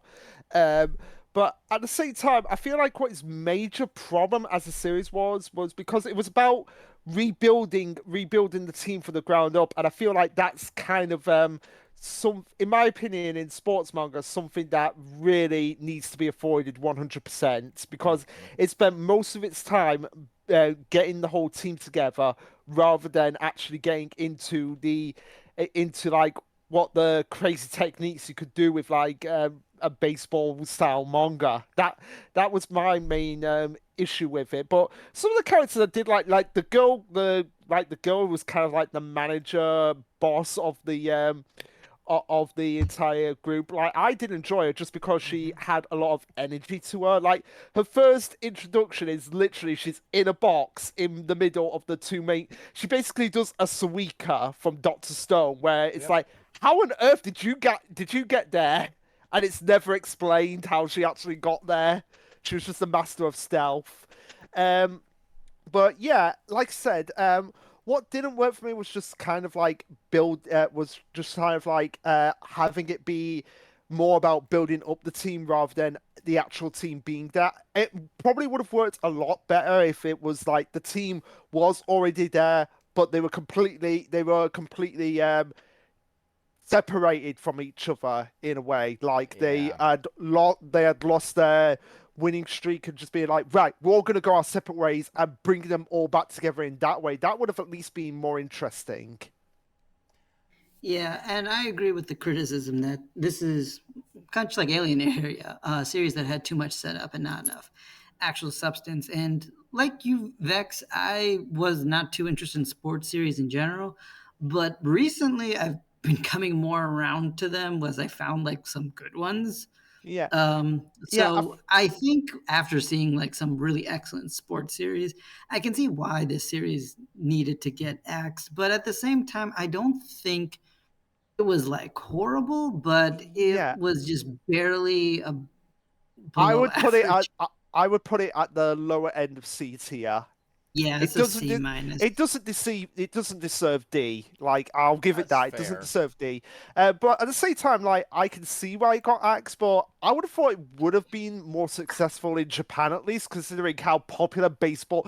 Literally Mhm. every single anime manga, like, even Power Rangers, has to have their standard baseball episode. Yeah, that's fair. Noah's Notes was a really early axe. This was right around the same time as like Red Sprite, Demon's Plan, that kind of thing. Uh, I never read it. I know there's a few of us like really early I on in the never. channel. I could give two. I couldn't give two shits about this series. Yeah, To be fair. nobody that read it early on in the channel's beginning really cared too much about it. So for me, this would be a D tier. Yeah. Yeah. Yeah, Uh. I don't even know what this is. So whatever. Yeah. Well, Uh. here's No. the Here's synopsis. Uh, here's one that I think a lot of people are probably waiting for us to talk about. Phantom Wait, hang Seer. on. I think Vex was gonna say something about the last one. All Yeah, right. so Professor Noah Minami Umbrich is not your average archaeologist. For one, he's prone to whipping out his gun and blowing up stuff to make dramatic entrances. But that's just his eccentric nature. And he's a man on a mission that may very well be the most important mission of all time. And he's dragging unlucky student Kotobuki along for the ride. It got 3 volumes. It had 23 chapters, and it also had like the one shot in the final volume as supposed to. It was one of the first Jumpstart initiatives, and it failed miserably. The author also has done Kuragane and Monofum, which were really early series, 2011 and 2015, and has done jack shit since. Wow. So yeah, I think they just gave up. Phantom Seer, Okay. S tier. Okay, this is the big one. So the This, real this question is just how high can we place this? I would put it in A tier because, well, I do believe the art is amazing, like really creepy horror. I just couldn't get into the story. Like, whereas like something like the series that's in Shonen Jump Plus now, the one I think you've read it, the one with the guy the kid that has the third eye on his head, by Yeah, chance. I've read that. Light of Yeah, Man. yeah. It's I really feel good. I feel like that's what Phantom Seer should have been for me. Like, because it has the creepy gothic monster imagery, but it just has a much more interesting story to me than Phantom Seer. See, Yeah, I mean that series it does dark themes better than Phantom Zero. I'll give you that because like it's tackling a lot very dark like themes about family and society while also having like, creepy monsters on top of that. This what Phantom Seer though. What Phantom Seer had was well one the phenomenal arts, the thing people won't shut up about and for good reason. It's great.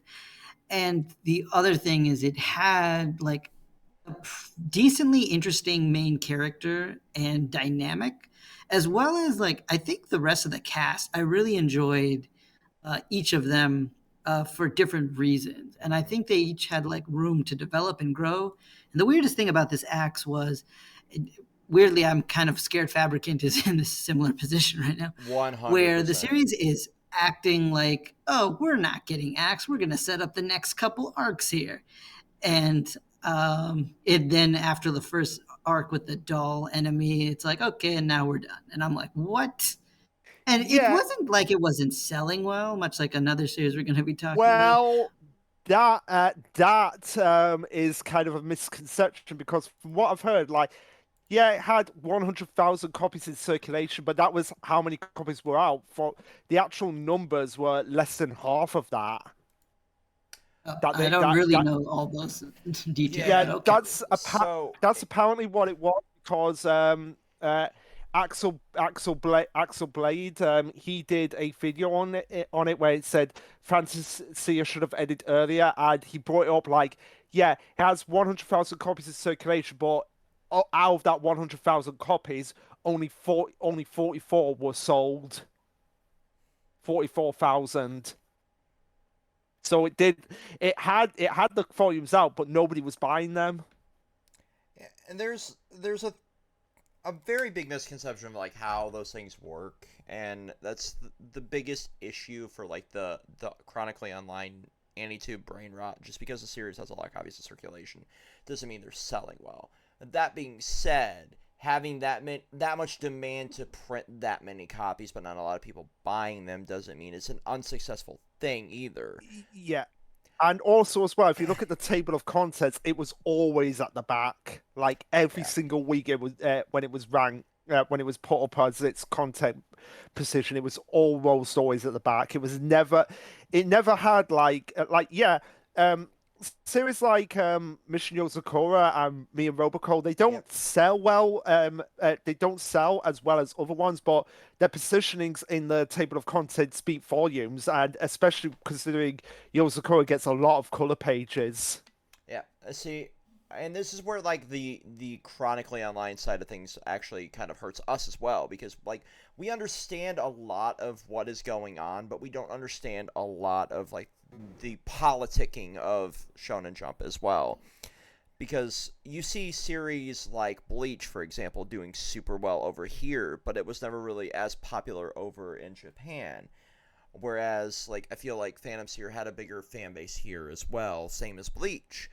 But overseas, it didn't do as well. Like, we never got it physically here, but, like, a lot of our, like, Western AniTubers, manga tubers really loved it. Like, me in particular as well. Like, I absolutely loved reading the series on stream, because it was one of those, like, I love that gothic body horror style stuff. Where I feel like he would. Go ahead. Go ahead. I was going to say, I feel like you would really get a kick out of the series me and Pyjan's mentioned. I'll send you the link to it in Discord. Yeah, I'll take a look at it the next time I do something like this. But like I understand, like it wasn't a series for everyone. That being said, for me this is an S tier series. Like I loved the whole like world. I loved a lot of like the aesthetic of it. Then again, I grew up on horror. Like that is a genre that has been beaten into my head since I was a kid. Like growing up with Resident Evil, like fucking Alien, or like the Evil Dead series, just like that has always been a part of my life. So like this was a series that was like really near and dear to my heart, as short as its lifespan was, and just because of like how it was drawn. But I do understand like it wasn't successful in Japan, which is the primary audience for the magazine. Yeah. And the question has to remain is like, why wasn't it successful? Because normally something like this probably would be successful, but I've always had this theory that it was just in the wrong magazine. That it was just very much in the wrong magazine, because I feel like because Weekly Shonen Jump is like more more has like a younger demographic at times, and I feel like it might have gone a bit of backlash because of the gothic horror imagery. Because some of those images, even for me seeing them, are like, oh my god, this is actually like terrifying. The like ball demon thing was fucking disturbing as shit. Yeah, you're right. So it could have been that. That begs the question of why didn't they just move it to because that's what happened with Ayakashi Triangle. It was too as Super iPad put it was too horny for Shonen Jump, so it got moved to Jump Plus. Why wasn't this moved to Jump Plus? I think Ayakashi sold better was the thing. Like it, like fan service. Like I posted a video from TikTok where like there's always a market for horny series. Like 100%, like those types of series always seem to do really well. Like look at Yuna and the Hot Springs, for God's sake. Like that series should not have lasted. as long as it did. It lasted. It lasted longer than. It lasted longer than Doctor Stone, and that just hurts me. But you're right. Like, I mean, but Doctor Stone ended where it was supposed to. Though. Yeah, but still, like, it's you know, just Hot like Springs. I don't. the fact that the Holy Hot Spring has more chapters than Doctor Stone, that just hurts me. I know it ended where it was supposed to, but still, it's like no, that something doesn't seem right there. yeah, but like horny sells. Like hentai is one of the biggest sellers in Japan. You can't argue that. It's fact. So something like that will always get a bigger sales boost because, like, even and like Weekly Shonen Jump, where your demographic is, you know, arguably way too young for that style thing. Porn in of itself is, and this video just got like no ads for me saying that word. It's always a fucking marketable thing. Like, so you have that. Whereas horror, as popular of a genre as it is, definitely isn't going to sell to your, 10 to 15-year-old that is being the target of Shonen Jump. If it would have been in Manga Plus or Jump Plus, like, it would have probably done better, but, like, the sales for, like, what was in circulation didn't give them enough of a need to push it to a different magazine. Yeah, and, like, I'm looking at the first chapter as well, and, like, pages 34 to 35, like, that seriously creeps me out. Like, just the open mouth and it's just a black background. I'm like, yeah, that creeps me out big time. So I'm like, if that was the reason, I can kind of understand why it had to go. As much as people over here would like it. So it probably will explain a lot of things. When I say I have like original H.R. Geiger prints, like I have original artwork from the man, so like you cannot kind of understand why I love this series so much. Yeah. So I look forward to actually being able to, because I spent a stupid amount of money on getting original H.R. Geiger artwork, so I'm look forward to actually being able to hang that and have space to hang that in my new place. I don't want to say how much I spent on original Geiger art for, obvious reasons, because it hurt my wallet badly. So yeah, but that's why I love shit like this. Yeah, back to Phantom City. Like it ties into Phantom Zero. Like it's very Geiger inspired. Because you have the body horror and you see a lot of like that kind of inspiration, and like I think that's why I loved it. But it's definitely, I understand it. So I guess we could argue between like an S and an A here. For me, you know what? My other argument to go up a tier is like.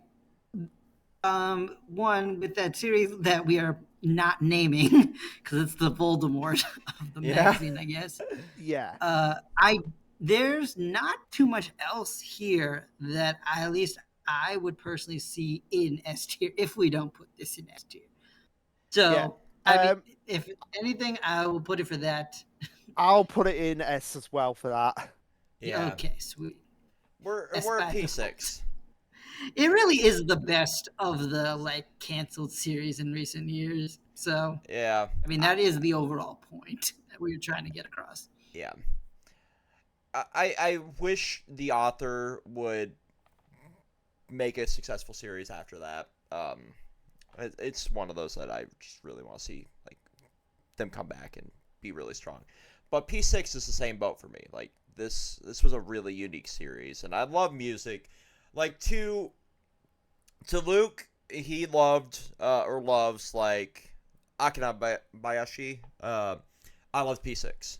Yeah, and for the same reason you love P6, because Akane Banashi, and by extension, Tamako Cinema are more up my field because Yep. they're more focused on performance based, rather than and P6 is a performance band, but more on the acting, the physical performance side rather than the musical side. And I do enjoy music series, but I just feel like it works much better when you're able to hear the music.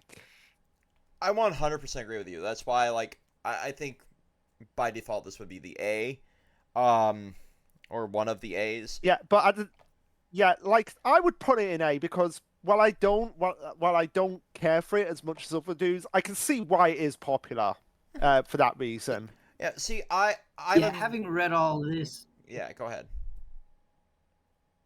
Oh, okay. Yeah, what I was gonna say is this is a series that just progressively got better. Like this was a series I actually did drop. But one of our community mutuals, Sacred Hero, like he really liked this series and was still pushing it. So I'm like, all right, man, I'll give it like another shot.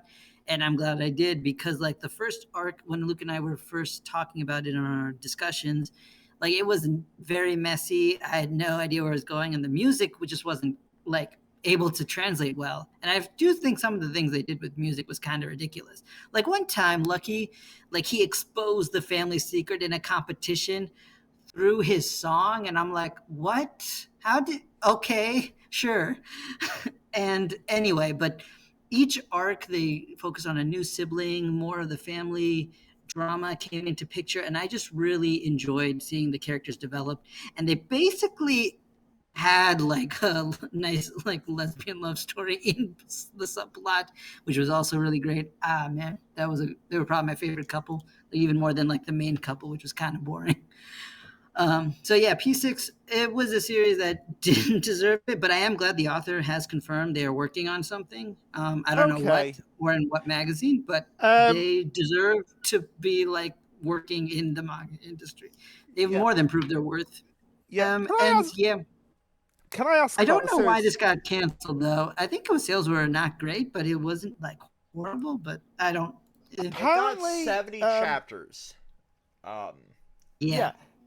Apparently, from what I heard, it was moving into a final arc, wasn't it? I think it was you that mentioned that, Pie Jams, or it could, Wait, I mentioned what? like, PPPP was moving closer to a final arc before the axe got in. Oh, yeah, I thought that it would have like maybe one or two more arcs. Like it was nearing, and because like basically there was a whole competition that helped resolve a bunch of sibling conflict, and we had like one or two more to go, which we could probably do in an arc. And then it was just like confront dad. So I figured it's like, yeah, this series could probably end in like a year or so. Like it just didn't need much more time because the arcs are never that super long. But it ended way sooner.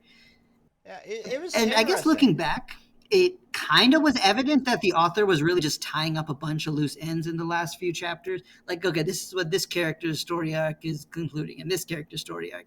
And then this character has a flashback to explain some backstory stuff that was teased early on. And then we had like the last chapter, which Do was you just a think big FU. do you think the reason why it was like that was because the author had this idea for this new series and wanted to move on to that? You know, I mean, that would be a nice way to look at it, right? But I don't think. I mean, like he said, he didn't say anything super bad in his author comments, but just like the way the last chapter ended, it just felt. I mean, I know I just made fun of this series for trying to be like, oh, okay, so this music can convey messages. Sure, that's fun magic I can accept. But this series, the last chapter, it felt malicious. Like it just felt vehement, and it also just made it so good for that Oh reason. no, no. There is one other series that does that with its concluding chapters. We'll get into that when we'll get into it. Yeah. So Okay, for but yeah, P6, would definitely keep it like at an A rank based on what we have so far. I don't like it as much as Phantom Seer, and I do agree with like what Luke was saying about the music elements don't come quite as through. yeah. And the art, it's still not my personal favorite, but it's super unique. It was very beautiful story. It just wish it got finished, but it's not. I think I'm one of the only people who would say the way it ended is not a bad idea to end Oh no, a it was act series that definitely way. it was definitely a clever ending, even though it kind of like felt like a fuck you in a way. Uh, so I'm the music dude here.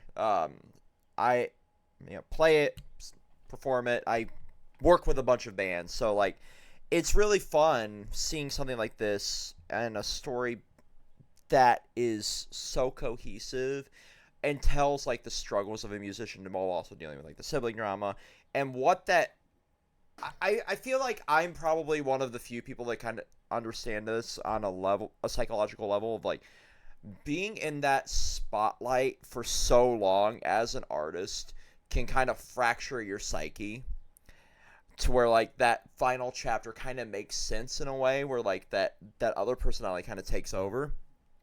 So like to me that felt perfectly, in line with I mean, I think that's still probably more his mom dying, but that too. yeah, well, yeah, it has a lot to do with that, but like everything coming together, you just kind of felt it.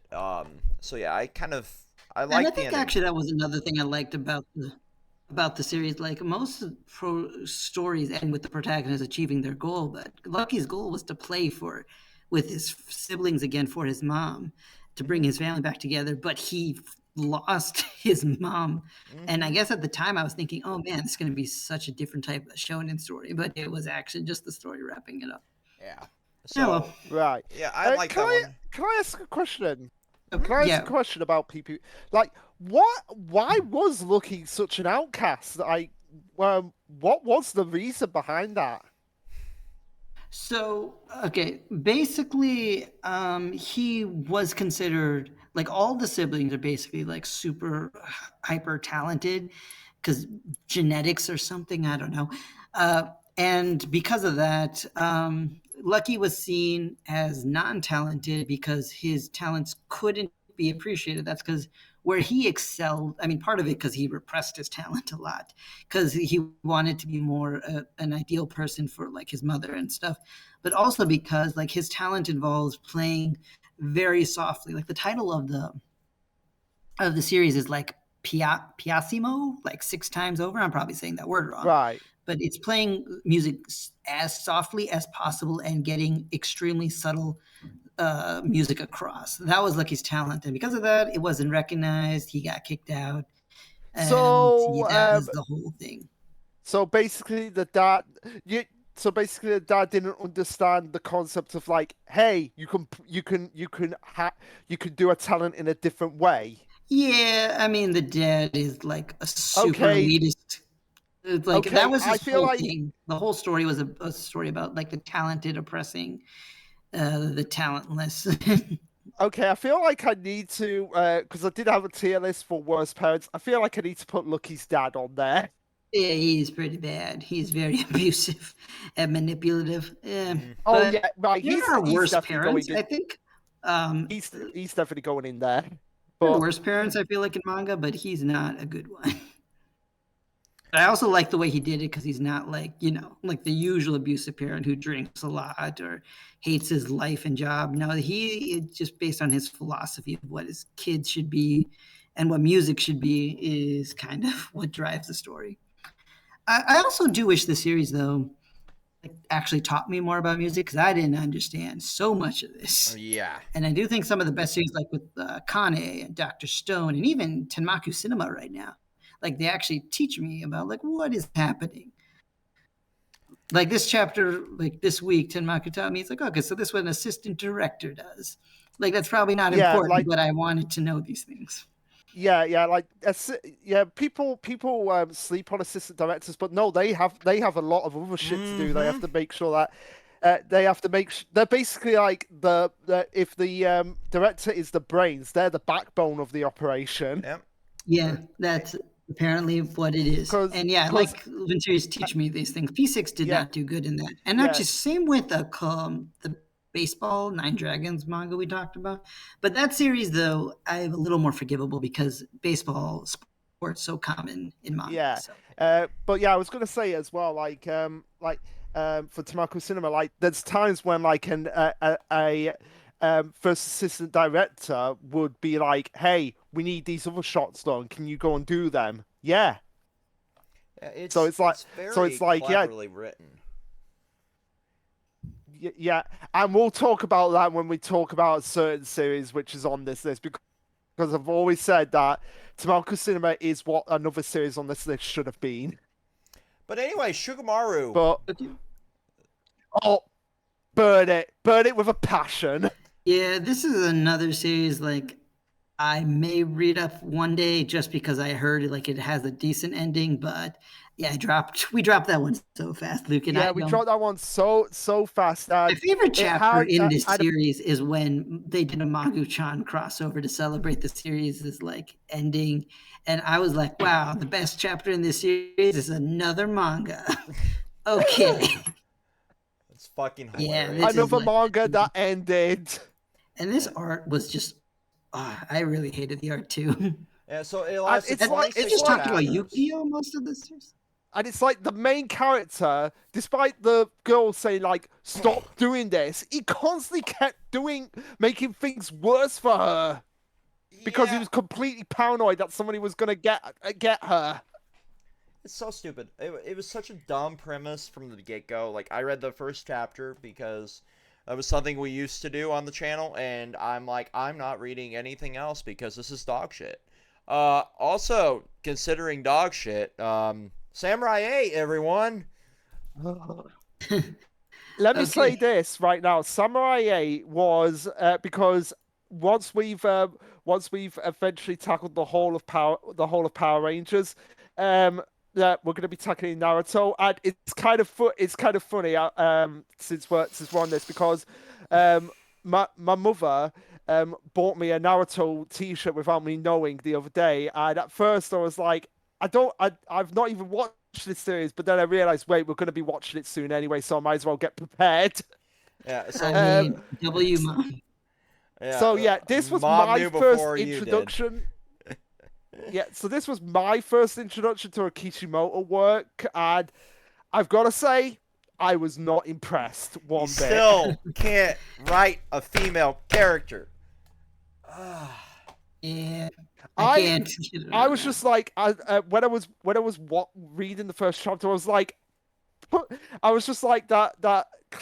that clip from one of Nostalgia Critic's reviews where he's like, "Please, no more explaining." I was just like, was this like just exposition the manga? Yeah, it was his biggest weakness. So much. And that's because they wanted to go with a very complex science fiction story with like very high end science. And I will say that is probably something I didn't like about it. Because for those who don't know, like I'm pretty into STEM, and I had a degree in physics. So I really did enjoy that they played around with these cool physics concepts.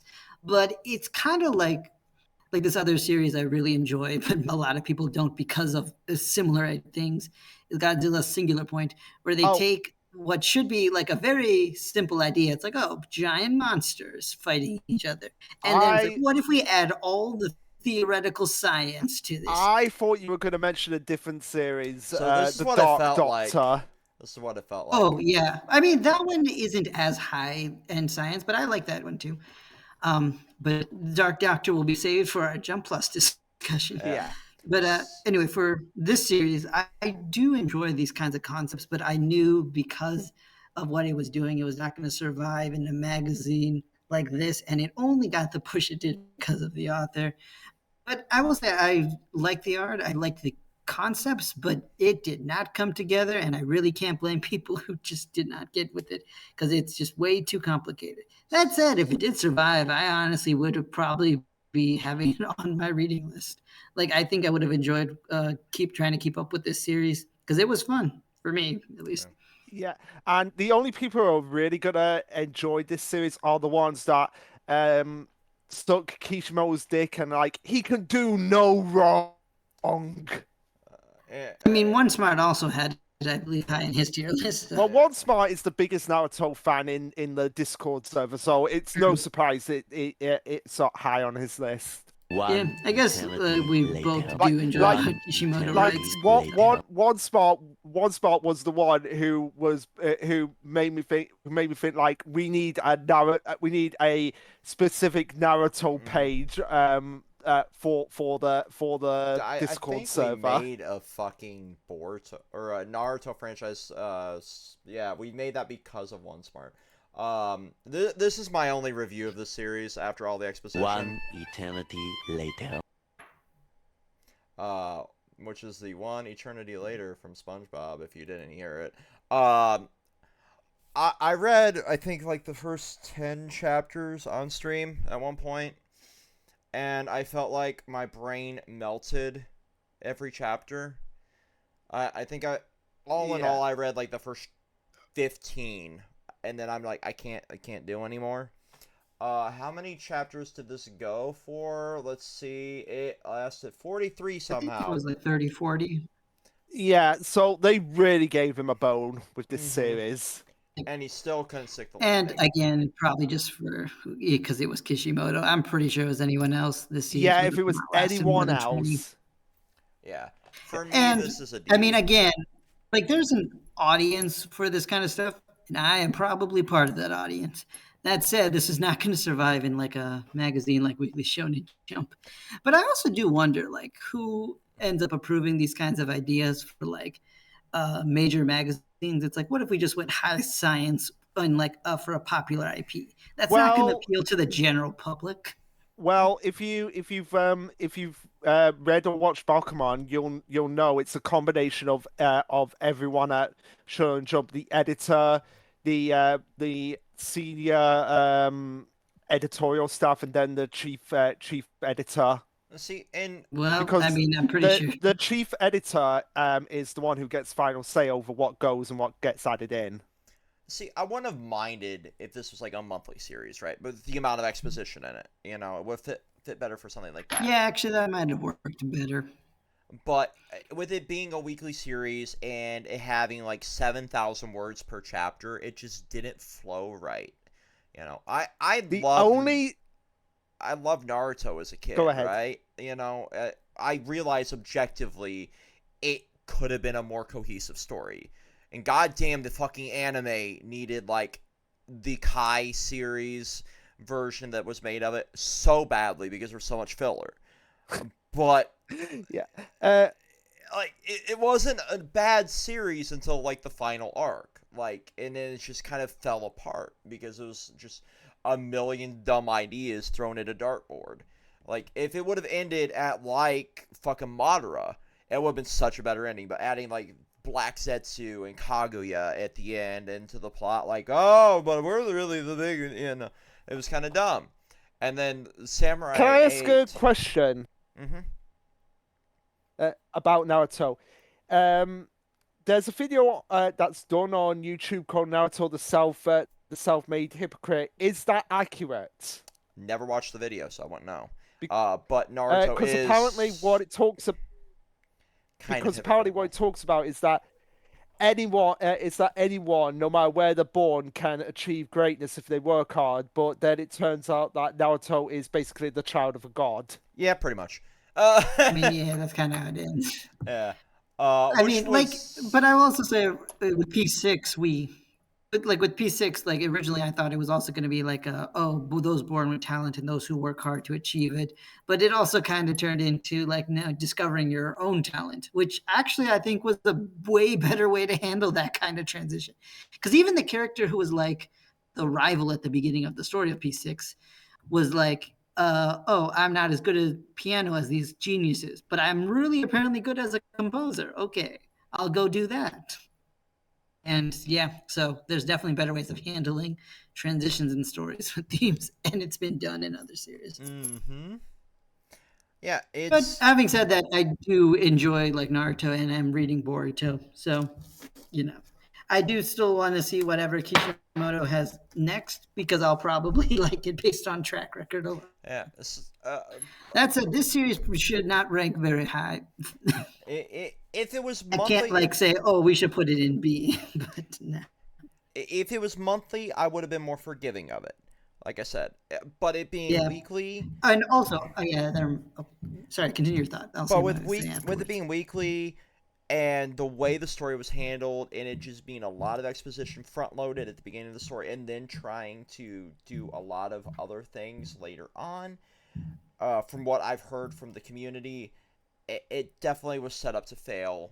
A lot of like Bill King and a lot of this other series in the D tier, and that's where I feel it belongs. But at the same time, I feel like there was a story there that he tried to plan out. It just did not work. So I'd say maybe a C is more fitting for the series. What do you guys think? Yeah. I mean, the only other. Let's see. I mean, there's I'll just just the say series and D I'll tier. just say that C tier, but low end C tier. Yeah. It's not as because bad as only- Earthchild or, any of this other Bone Collection, No. but it is pretty damn But bad. the only series that could do long, drawn-out dialogue panels is Witch Watch and the 100 Girlfriends who really Dear very fucking much. god, that meme of the series is gonna that'll be the death of me. I cannot wait for the anime of that series. Everyone is like that right now. And what I was gonna say before I interrupted Vex was that just so people know, like we're all Witch Watch fans, so it's not like we can't read series that are like have chapters with an immense amount of word count for no reason. No, But when we can enjoy a chapter that's literally about jeans twice, yeah, I feel like you guys cannot say like, oh, you don't like long drawn out chapters. No, it's just Samurai 8 was boring. yeah, it was. It was not meant for general audience.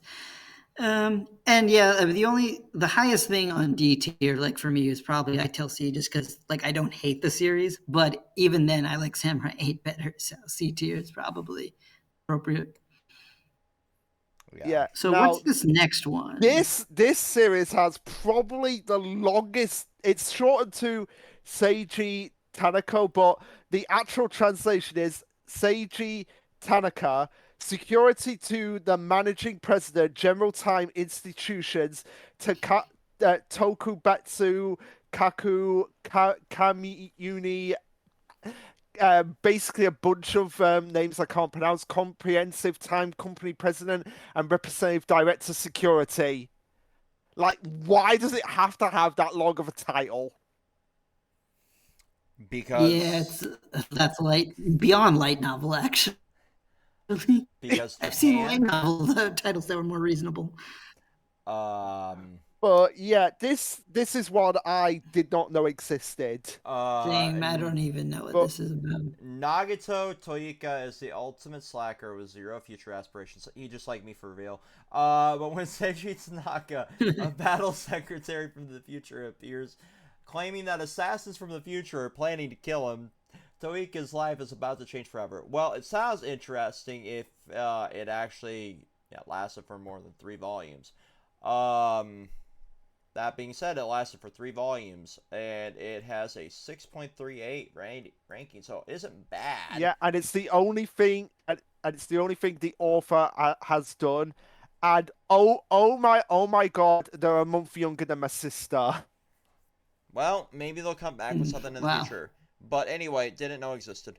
Yeah. Super Smartphone. Pretty much. Super Smartphone. This is one I requested here. Super Smartphone was interesting to say the least. It had an interesting setup of being just like this talking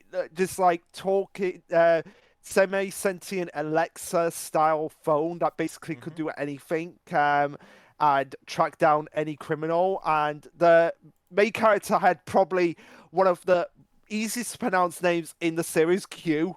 No, nothing else. It's just Q. Very easy to remember.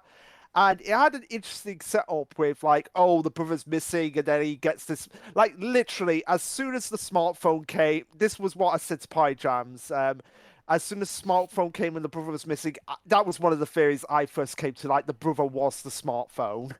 Yeah, and that came true.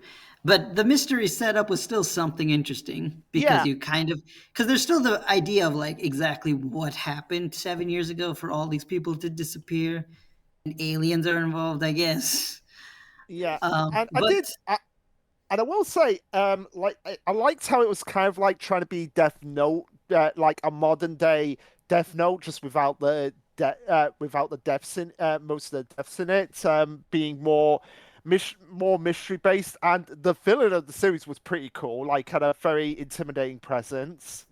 Yeah, what I like about this series is I wanted Jump to get a good psychological series, and smartphones seem to be a perfect one because it's about information warfare. So it's like, okay, you have access to all these kinds of information, but so do like 12 other people. So, like, how can you outwit them in order to be the one to keep your phone? So basically, it's just Future Diary, but with less death games involved. And what I liked about it is we did start seeing some of the other users and like what their personal philosophies were. And much like Phantom Seer, this was another series that at first, when I thought, okay, this isn't selling well, it's going to get axed, it also set up like a whole final tournament to make it seem like it'll last longer. But instead, they kind of just a rushed ending, which sort of ruined the legacy to some extent. But I really do want another attempt at a psychological series because right now the closest thing we got is Cipher, which I am growing a little more fond of as chapters go, surprisingly. But at the same time, Cipher, I think I understand not super well because it requires a good amount of knowledge of Japanese language and English language and all kinds Hmm. of literature. But smartphone, even one of its weaknesses was that you kind of had a little bit of information overload, but the diagrams it presented really felt well laid out. And I think it reminded me of Dr. Stone in the way it would also use diagrams to kind of like lay out. It's like, okay, this is kind of what Q is thinking, and this is kind of how the conflict is set up right now. And I do like those kind of back and forths, those mental battles. And yeah, I'd like to see another series try something like that. And I like the idea of information warfare as well. So there was a lot of smartphone that I think had a lot of good potential. I'm not sure if I would say it's wasted potential, but I also don't know if the long term plan was necessarily good. If it was just going to be just alien tech and like the villain's plan was basically, okay, we need this one guy to raise to the win this competition so that humanity can reach the next stage or something. So there was some Which messiness. wasn't, yeah, it wasn't. That wasn't a bad motivation. I just wish it lasted more so that we got a little bit more out of him as a character. Yeah. Yeah, yeah, maybe. But I did like the back and forth between these characters, very light now. Yeah. As for where I would rank it, that's maybe it would be it's definitely above C. Yeah, Would it be B or A? I'm I not would sure. put it in. I would put it in B tier for me personally. Yeah, I think that's fair because like I think P6 had more of a good story handling and like smartphone just story wise was kind of okay to better than okay. So yeah, Yeah. Vex, did you read any of this? No, I didn't, but I do remember you guys talking about it a lot in the last time we did like the axing and like the State of Shonen Jump video, and I remember being intrigued by it. I just haven't touched it. Um, so I'll let you guys have the B on that one. Something I definitely will check out at some point as well. This one for me, um, again, strong whammon. Um, Vex, strong women cannot save a story. but she's so buff and can crush me, Luke. Strong women Yeah, cannot that's what's happening with Fabricant right now strong too. women cannot save a story, and Fabricated 100 is probably gonna But get strong axed because women, I want a series of it's strong. its sales are not doing. You do have a popular series with strong women. It's called Doctor Stone Kohaku. Line Oh, I of thought you were gonna series say where the Undead strong Unluck. women survive, Luke. Just give me that. And by the way, Vex, yeah, I've got to say it right now since we're on it. If we had Berserk being running today and that line from Guts to Cascot, "You're a strong, independent woman," you know the first thing he will be saying would be, wokeness. Oh God, I pity the But, reality. Anyway, yeah, I was this- just gonna say you still have Undead Unluck, Vexen. We know how much you enjoy Undead. Yeah, we 100% enjoy Undead Unluck. But yeah, in all seriousness, Red Hood for me started off interesting. I did like the concept of this like grimace fairy tale coming to life, but when it got to the point like it was a literal fairy tale that came to life, I was just like, oh god, It- we're not it going squandered so much. there. See, And even though I'm a sucker for strong women, I'm putting this in D tier. Like, Yeah, and also as well, just how long it took to get to the freaking guild itself. I was so just much like, hurt the story. Ugh. So much. I don't understand how this A got lot a of fucking Act physical. series just have too much setup. I don't understand how well, I do understand people promoting the series. Like they thought it was going to be the next big thing. Yeah, but A this lot of got a us did, physical. yeah. This got a physical, guys. This series, and not Witch Watch. And which watch hasn't? True. I have not got on my shelf my copy of Nemu should be in the house already. Yeah. So D tier. I think we can all Yeah, agree. well, that. I mean, we'll talk more about that when we talk about Witch Watch. I know. 'Cause I feel like it's going to happen soon. But Last with Sayuki. Red Hood, yeah. Yeah. I mean, This it was this cool. series- Art was great, but it story-wise, like even Fire Force did what it tried to do better. Yeah. Like But, a but, lot but there's too much fan service in Fire Force Party Jams. There's too much fan service. They can't handle. They can't handle. You know. They can't handle themes. They can't undo Kango's fiery waifu. Like, because whenever I see that fire cat girl in Fire Force, I just immediately think like, and she's half naked half the time. I just think like Kengo from Mission Yosakura family would want to bang her. Kengo from Mission Yosakura family is also naked half the fucking time. That's why Well, I'm actually, saying. now that I think about it. That's why I'm saying they make a cute couple quite literally because they're both cat people. I think Kingo's actually more into older women, isn't he? Because of his Yeah. master. Yeah. Oh. But yeah, this series, I wanted to read it, but again, it just got on the back burner. I just forgot about it after a while. Yeah, I mean. I think I requested this one. I will be right back. Oh, sorry, Mexico. All right. Wait, did he say he was stepping away for a second? Yeah, stepping out for a second. Okay, cool. I'll talk about Last Sayuki then. So I wanted to include this one just because this was another series, like Higma, that people were like upset that got canceled, and largely attributed to its slow pacing, and it was indeed slow. So basically, here's the idea: like Last Sayuki, like Sayuki is basically referencing the journey to the West. And they kind of talks about like these guardians against some kind of evil force, and all of the characters. You know the power pole from Dragon Ball. No. Oh, sorry, I don't know. I guess you didn't see Dragon Ball. Okay, so No, Goku had like this I barely know anything about Dragon Ball. I only know from clips that people have sent me. Like, there's a clip of from a dub where it has Goku, where someone say to Goku, "Your father was an average fighter, but a brilliant scientist." And even me, who doesn't know a lot about Dragon Ball, can even tell that that's pretty inaccurate, considering from what I've heard, Goku is one of the dumbest characters, intelligent-wise. Bardock is really not much of a scientist. It's weird, but anyway, basically in the mythology of Son Goku, like not Goku Dragon Ball, but the original Goku. Oh was Son yeah, Wukong. because I know Dragon Ball is based on Journey to the West. Yeah, exactly. So the real Journey to the West, the character of Goku had a pole. I think it's called the Nimbo or something. Sorry, I don't remember the name off the top of my head, but that pole is called the Power Pole in Dragon Ball. So that's how I remember it as an adult now. and that pole, oh yeah, it's a Nebio, that's what it's called.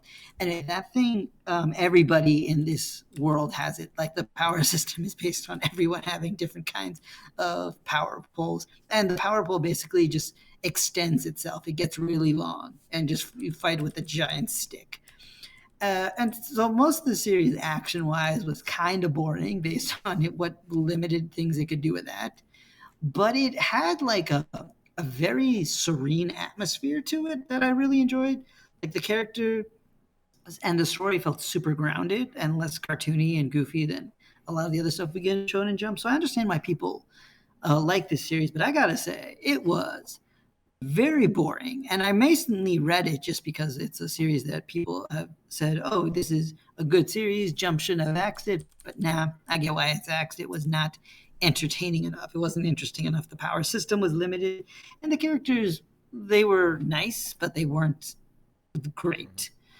So, I mean, as a series, like a high D, low C. I mean, honestly, I wouldn't be sad putting it in D because it really wasn't that interesting. I don't think I can even really recommend people try it because even though others would say this is a series that was worth putting in Jump, keeping in Jump, I don't think it would. I think it would have just been more boring. But I did like the way it kind of ended. It ended with like a time skip to the final battle, and you got to see like some of the former enemies fight on the side of the Allies, and I'm like, cool. So you had a plan, but it would have taken forever to get here. Yeah. So the Power Pole's Yeah. original name was Ryu Jingu Bang. By the way. Cool. Yeah, I did a giant dive into like mythology in middle school, all the different types of it. I just had to like refresh my mind on that. I'm also playing Enslaved Odyssey to the West right now, so that also kind of helps. Oh yeah, that game is fun. I didn't finish it, but it was fun. Yeah, I started it way back on PS3, and then I ended up buying it on Steam recently because it was like $7 on Humble. But yeah. Yeah, you can get a good deal for it on Steam. I got it in a bundle. Yeah. But anyway, yeah, I'd recommend that game. Super fun. A little janky on PC unless you're using a controller. Yeah, it's like an older game, so it has that jank to it, but it's worth like a cheap price. Mm-hmm. Don't spend like $60 on it, because it was a limited print game on like the OG consoles. Buying it for cheap. But anyway, Time Paradox Ghost Rider, series I wish would have got a lot more time, but I understand culturally why it ended. Yeah, this is the series what Tamaku Cinema. This is what Tamaku. What I feel. What I feel as being improved on with Tamaku Cinema. That is legitimately was because I've been saying for ages like the only way this series would have probably worked is legitimately if the girl who the main character took the manga from was actually dead and was asking him to literally be her ghostwriter. And that's pretty much what Tamaku Cinema has become. So like the manga gods answered my prayers. But yeah, I can understand why it didn't get axed, but at the same time, it had probably one of the better first chapters in recent years, in my opinion, because I was just so excited, like, oh my god, this series is really good. People need to check it. And then it just took a complete nosedive because, like, what I don't get about it is like if they knew the series was going to get that much controversy because it was about plagiarism, why did they publish it in the first place? Yeah, and that is a good point. But you know, it's kind of interesting. I didn't know Japan was that like morally against plagiarism. I mean, props to them. Everyone will be morally against it. Well, I mean, to the extent where, because, like, okay, a lot of manga have very questionable content, is what I'm saying, you know? Like, there are people who get murdered and very bad things happen to, like, dogs and children in Fire Punch. Oh, no, do not, we do not go there because we've got in Chainsaw Man, we've got Naruto saying, if you don't obey me, Denji, I'm gonna be turning Asa into a dog for the rest of her. Like that is probably gonna happen. That is legitimately gonna happen right at this point.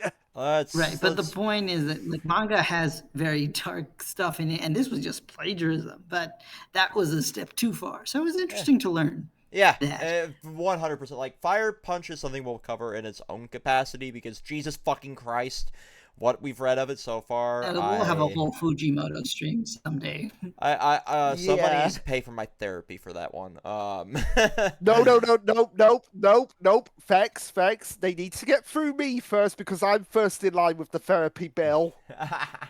After reading what I read of Berserk, like legitimately, I could handle most of the Eclipse, but the one thing that really made me throw up was what the king did to Charlotte. You haven't even made it to the horse yet, Luke. You haven't even made it to the I horse have not yet. made it to the horse, and I am waiting for my brain to be like, I need to go back and just think of sunshine, rainbows, and shiny Pokemon. Yeah, yeah. I urge you to just have like the Indigo League on standby to purge the horse from your mind.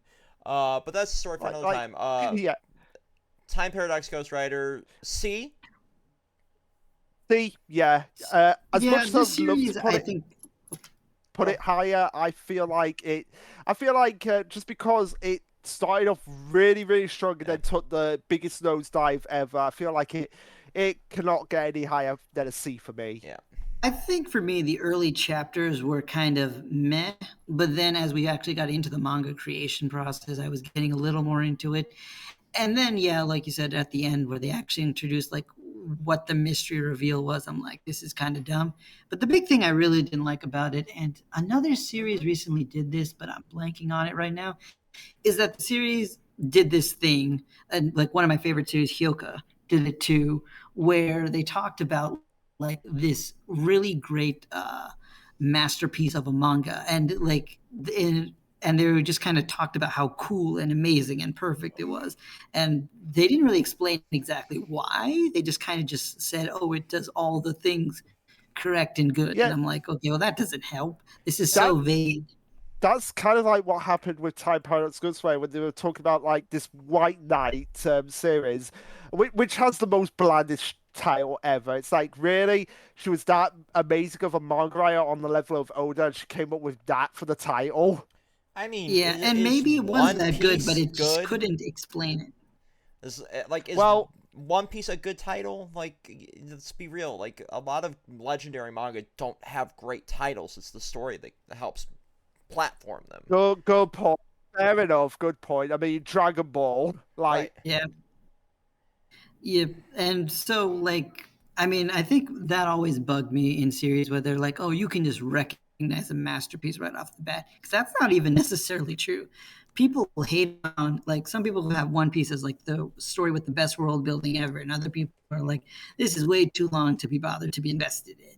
Because everyone always has different opinions on everything. You'll find people who love the thing you hate and hate the thing that you love. And yeah, so Me I've with always been like, Sword Art bothered by series Online. that are like unopposed masterpieces. yeah, Yeah, exactly. like, and like me with like I I do love what I've read of Berserk, but I still think Monster, like rereading Monster, I still think Monster is way better than Berserk in my opinion.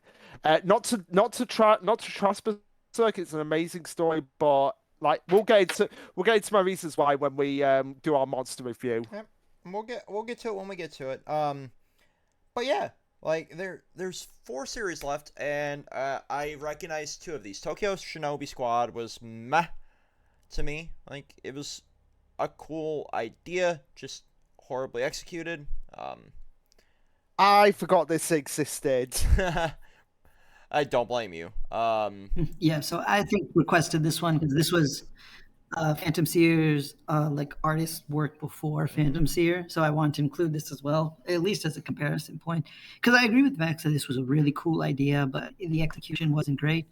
I think earlier in the stream we were talking about a series where it was like, oh, taking like ancient stuff and then putting in a futuristic setting. I forgot which series that was, but anyway, Tokyo Shinobi Squad, I think, did a really interesting way of doing like futuristic ninja and futuristic ninja society, and I liked their scroll system that they had, um, and it made it very unique.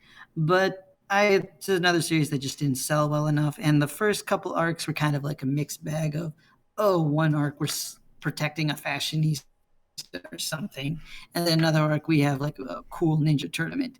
So it was kind of a mixed bag from the start. So I understand why I didn't continue, but again, the artist was incredible. It sucks that none of their works are getting serialized, but at the same time, I think Tokyo Shinobi Squad is still like one of my favorite act series.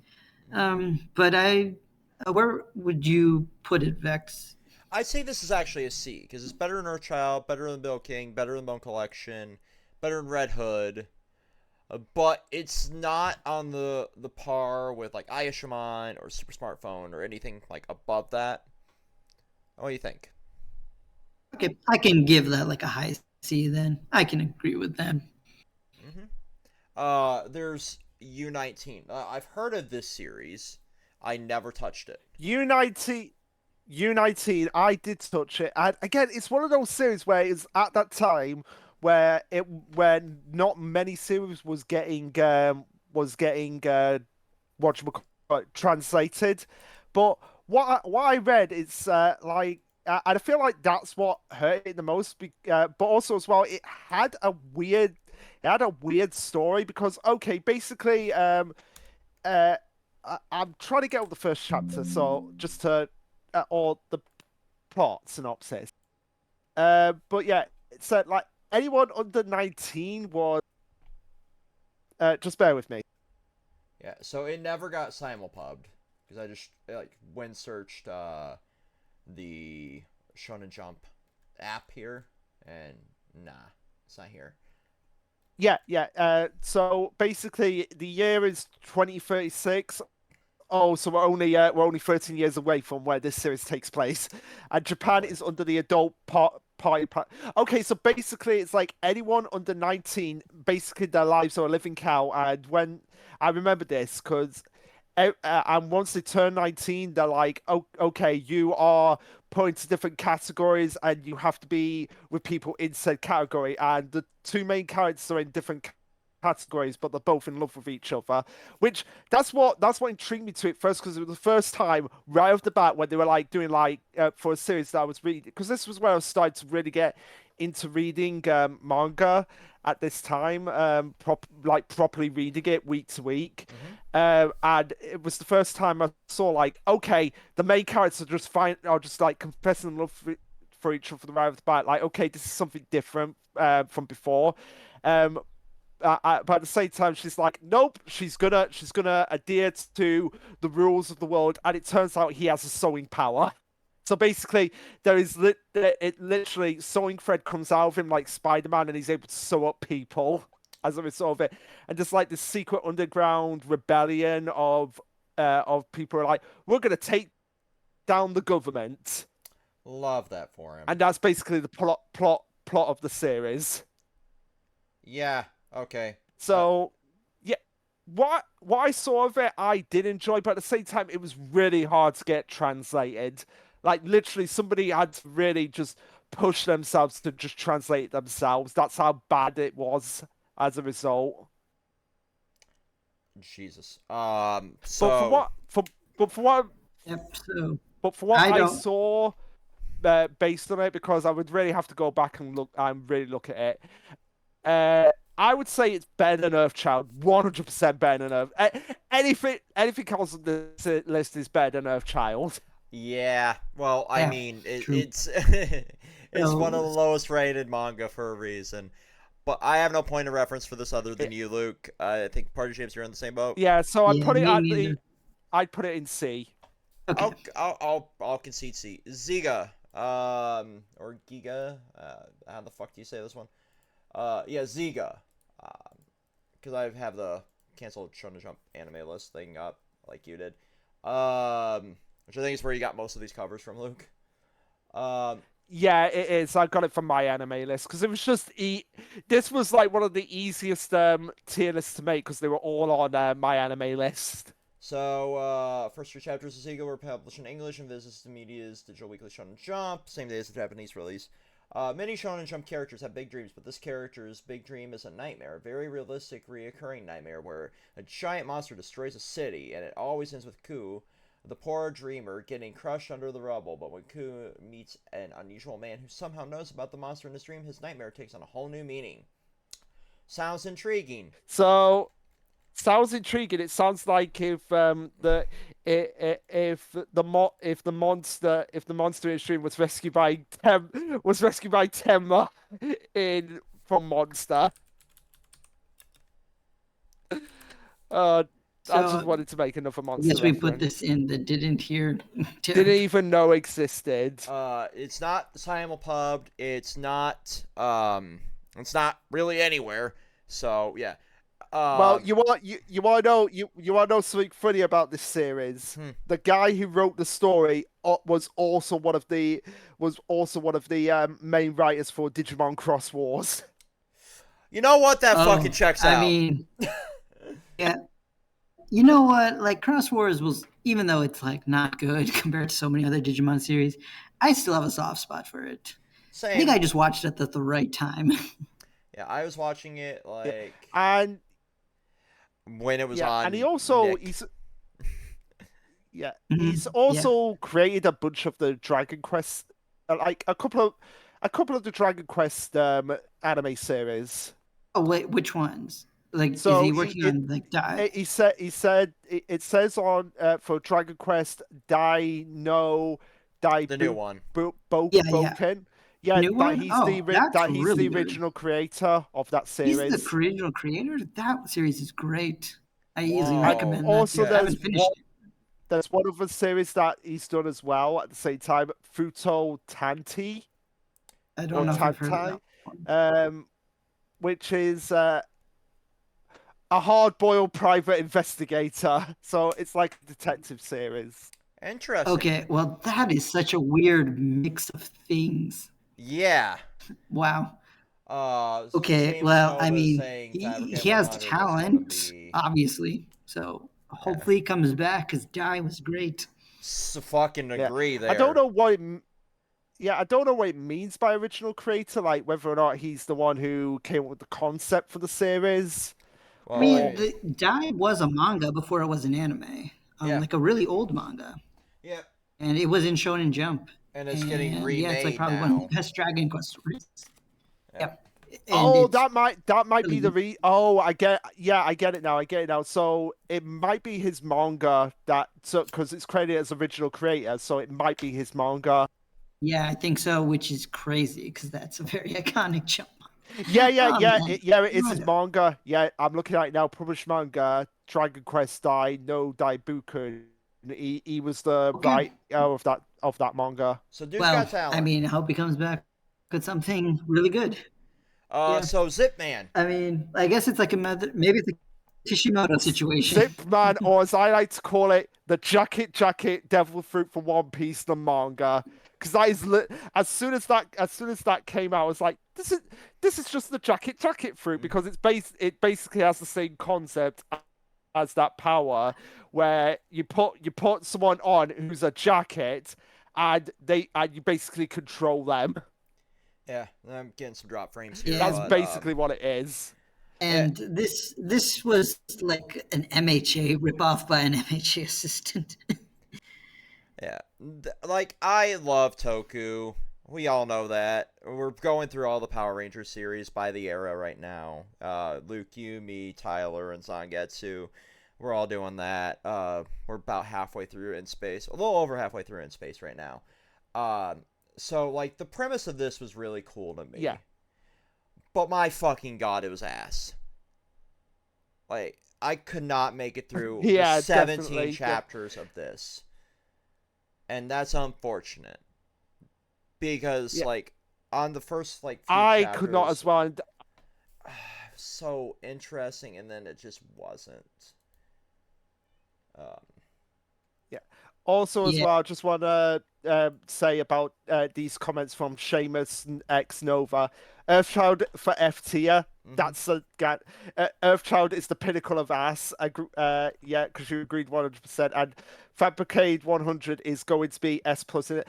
You see that one, we feel like it's going to get axed. No, but that's what he's saying. He's saying it's going to be axed, and then we could have put it on this tier list. Oh, and right, he's right. right. Like in this list, it would have at the minimum be an A rank. Well, maybe S, depending on how it ends. Well, here's the thing, Seamus. I went up to 2022, so it would have gone on the list anyway. Yeah, well, right. I but mean, if we had the list before 2023, it would have been on here. But so I think we can all agree Zipman's D, right? Like, yeah, because it was like one of the first series I knew that right off the bat it was not going to make it. I mean, I liked how the main girl in the last few chapters kind of had like a bunny sip costume thing, because it was like, okay, that's kind of cool. Yeah, and didn't this actually get printed? But at the same time, I could not.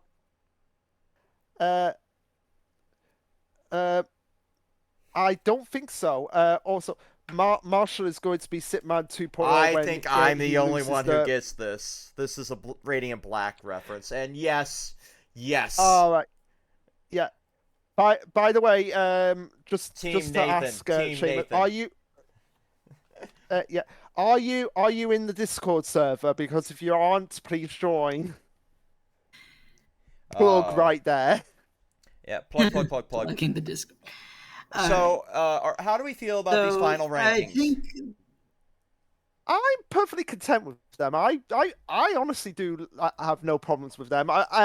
Unlike once more, and I've seen Blazing Stan for Boyle's one. I feel like we've got a fairly balanced tier list here. Yeah, my thing with tier lists is I always feel that the higher tiers should have like much less than the lower tiers, which should have the most.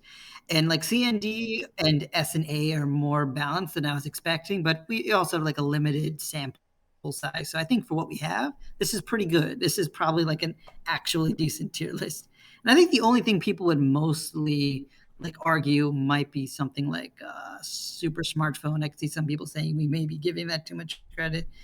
And like in Duran, but those are series I think from personal enjoyment we really enjoyed. But I think everything else is like pretty much where most people would have it. Yeah. Yeah. I'm going to post this in the mod chat so we can have this for thumbnail purposes. If it will fucking drag over really quick. There we go. But yeah. And I did want to say that I said earlier in the stream I would bring up this series. And I will just say it really quickly, like Act Age, that I think sort of kind of qualified for this, but we didn't really put it in here because I feel like putting it in the list would kind of be in bad taste. Would kind of be a bad. It's like when I saw Watch Mojo do that list of Power Rangers actors who have died. I'm like, seriously. Yeah. Like anybody who capitalizes on something like that, I'm like, no, and that's why I didn't want to include it. Yeah, but if I was going to include it, I would definitely put it in. I would put it either in A tier or S tier, solely based primarily more on the artist, because I feel like she really got the straw end of the stick to have her name associated with a series like that, where the author is a massive C word that I'm not going to say. I'll say it. I'll use and I would also probably have it like at the highest tier, because like there was a time when I thought, man, this series, and I'm not even in acting like Luke is, but this series, like how it portrayed performances, I knew like as an anime it would have been incredible, but it deserved to be canceled and just wiped clean from the website. Definitely 100%. See, I never finished 100. But what I read of it, I There's really no much enjoyed. Honestly, because it doesn't even end. I didn't even finish it. Actually, it didn't end. It just stopped. Vex. It just stopped. But kind of like Rurouni if it Kenshin hadn't did stopped here. yeah, if it hadn't have Except stopped and that it kept series was going, allowed to continue. For some fucking yeah, reason. but yeah, if Axe Age, if the author didn't do what they did, and it went on and it got a And popular left a breadcrumb trail. it probably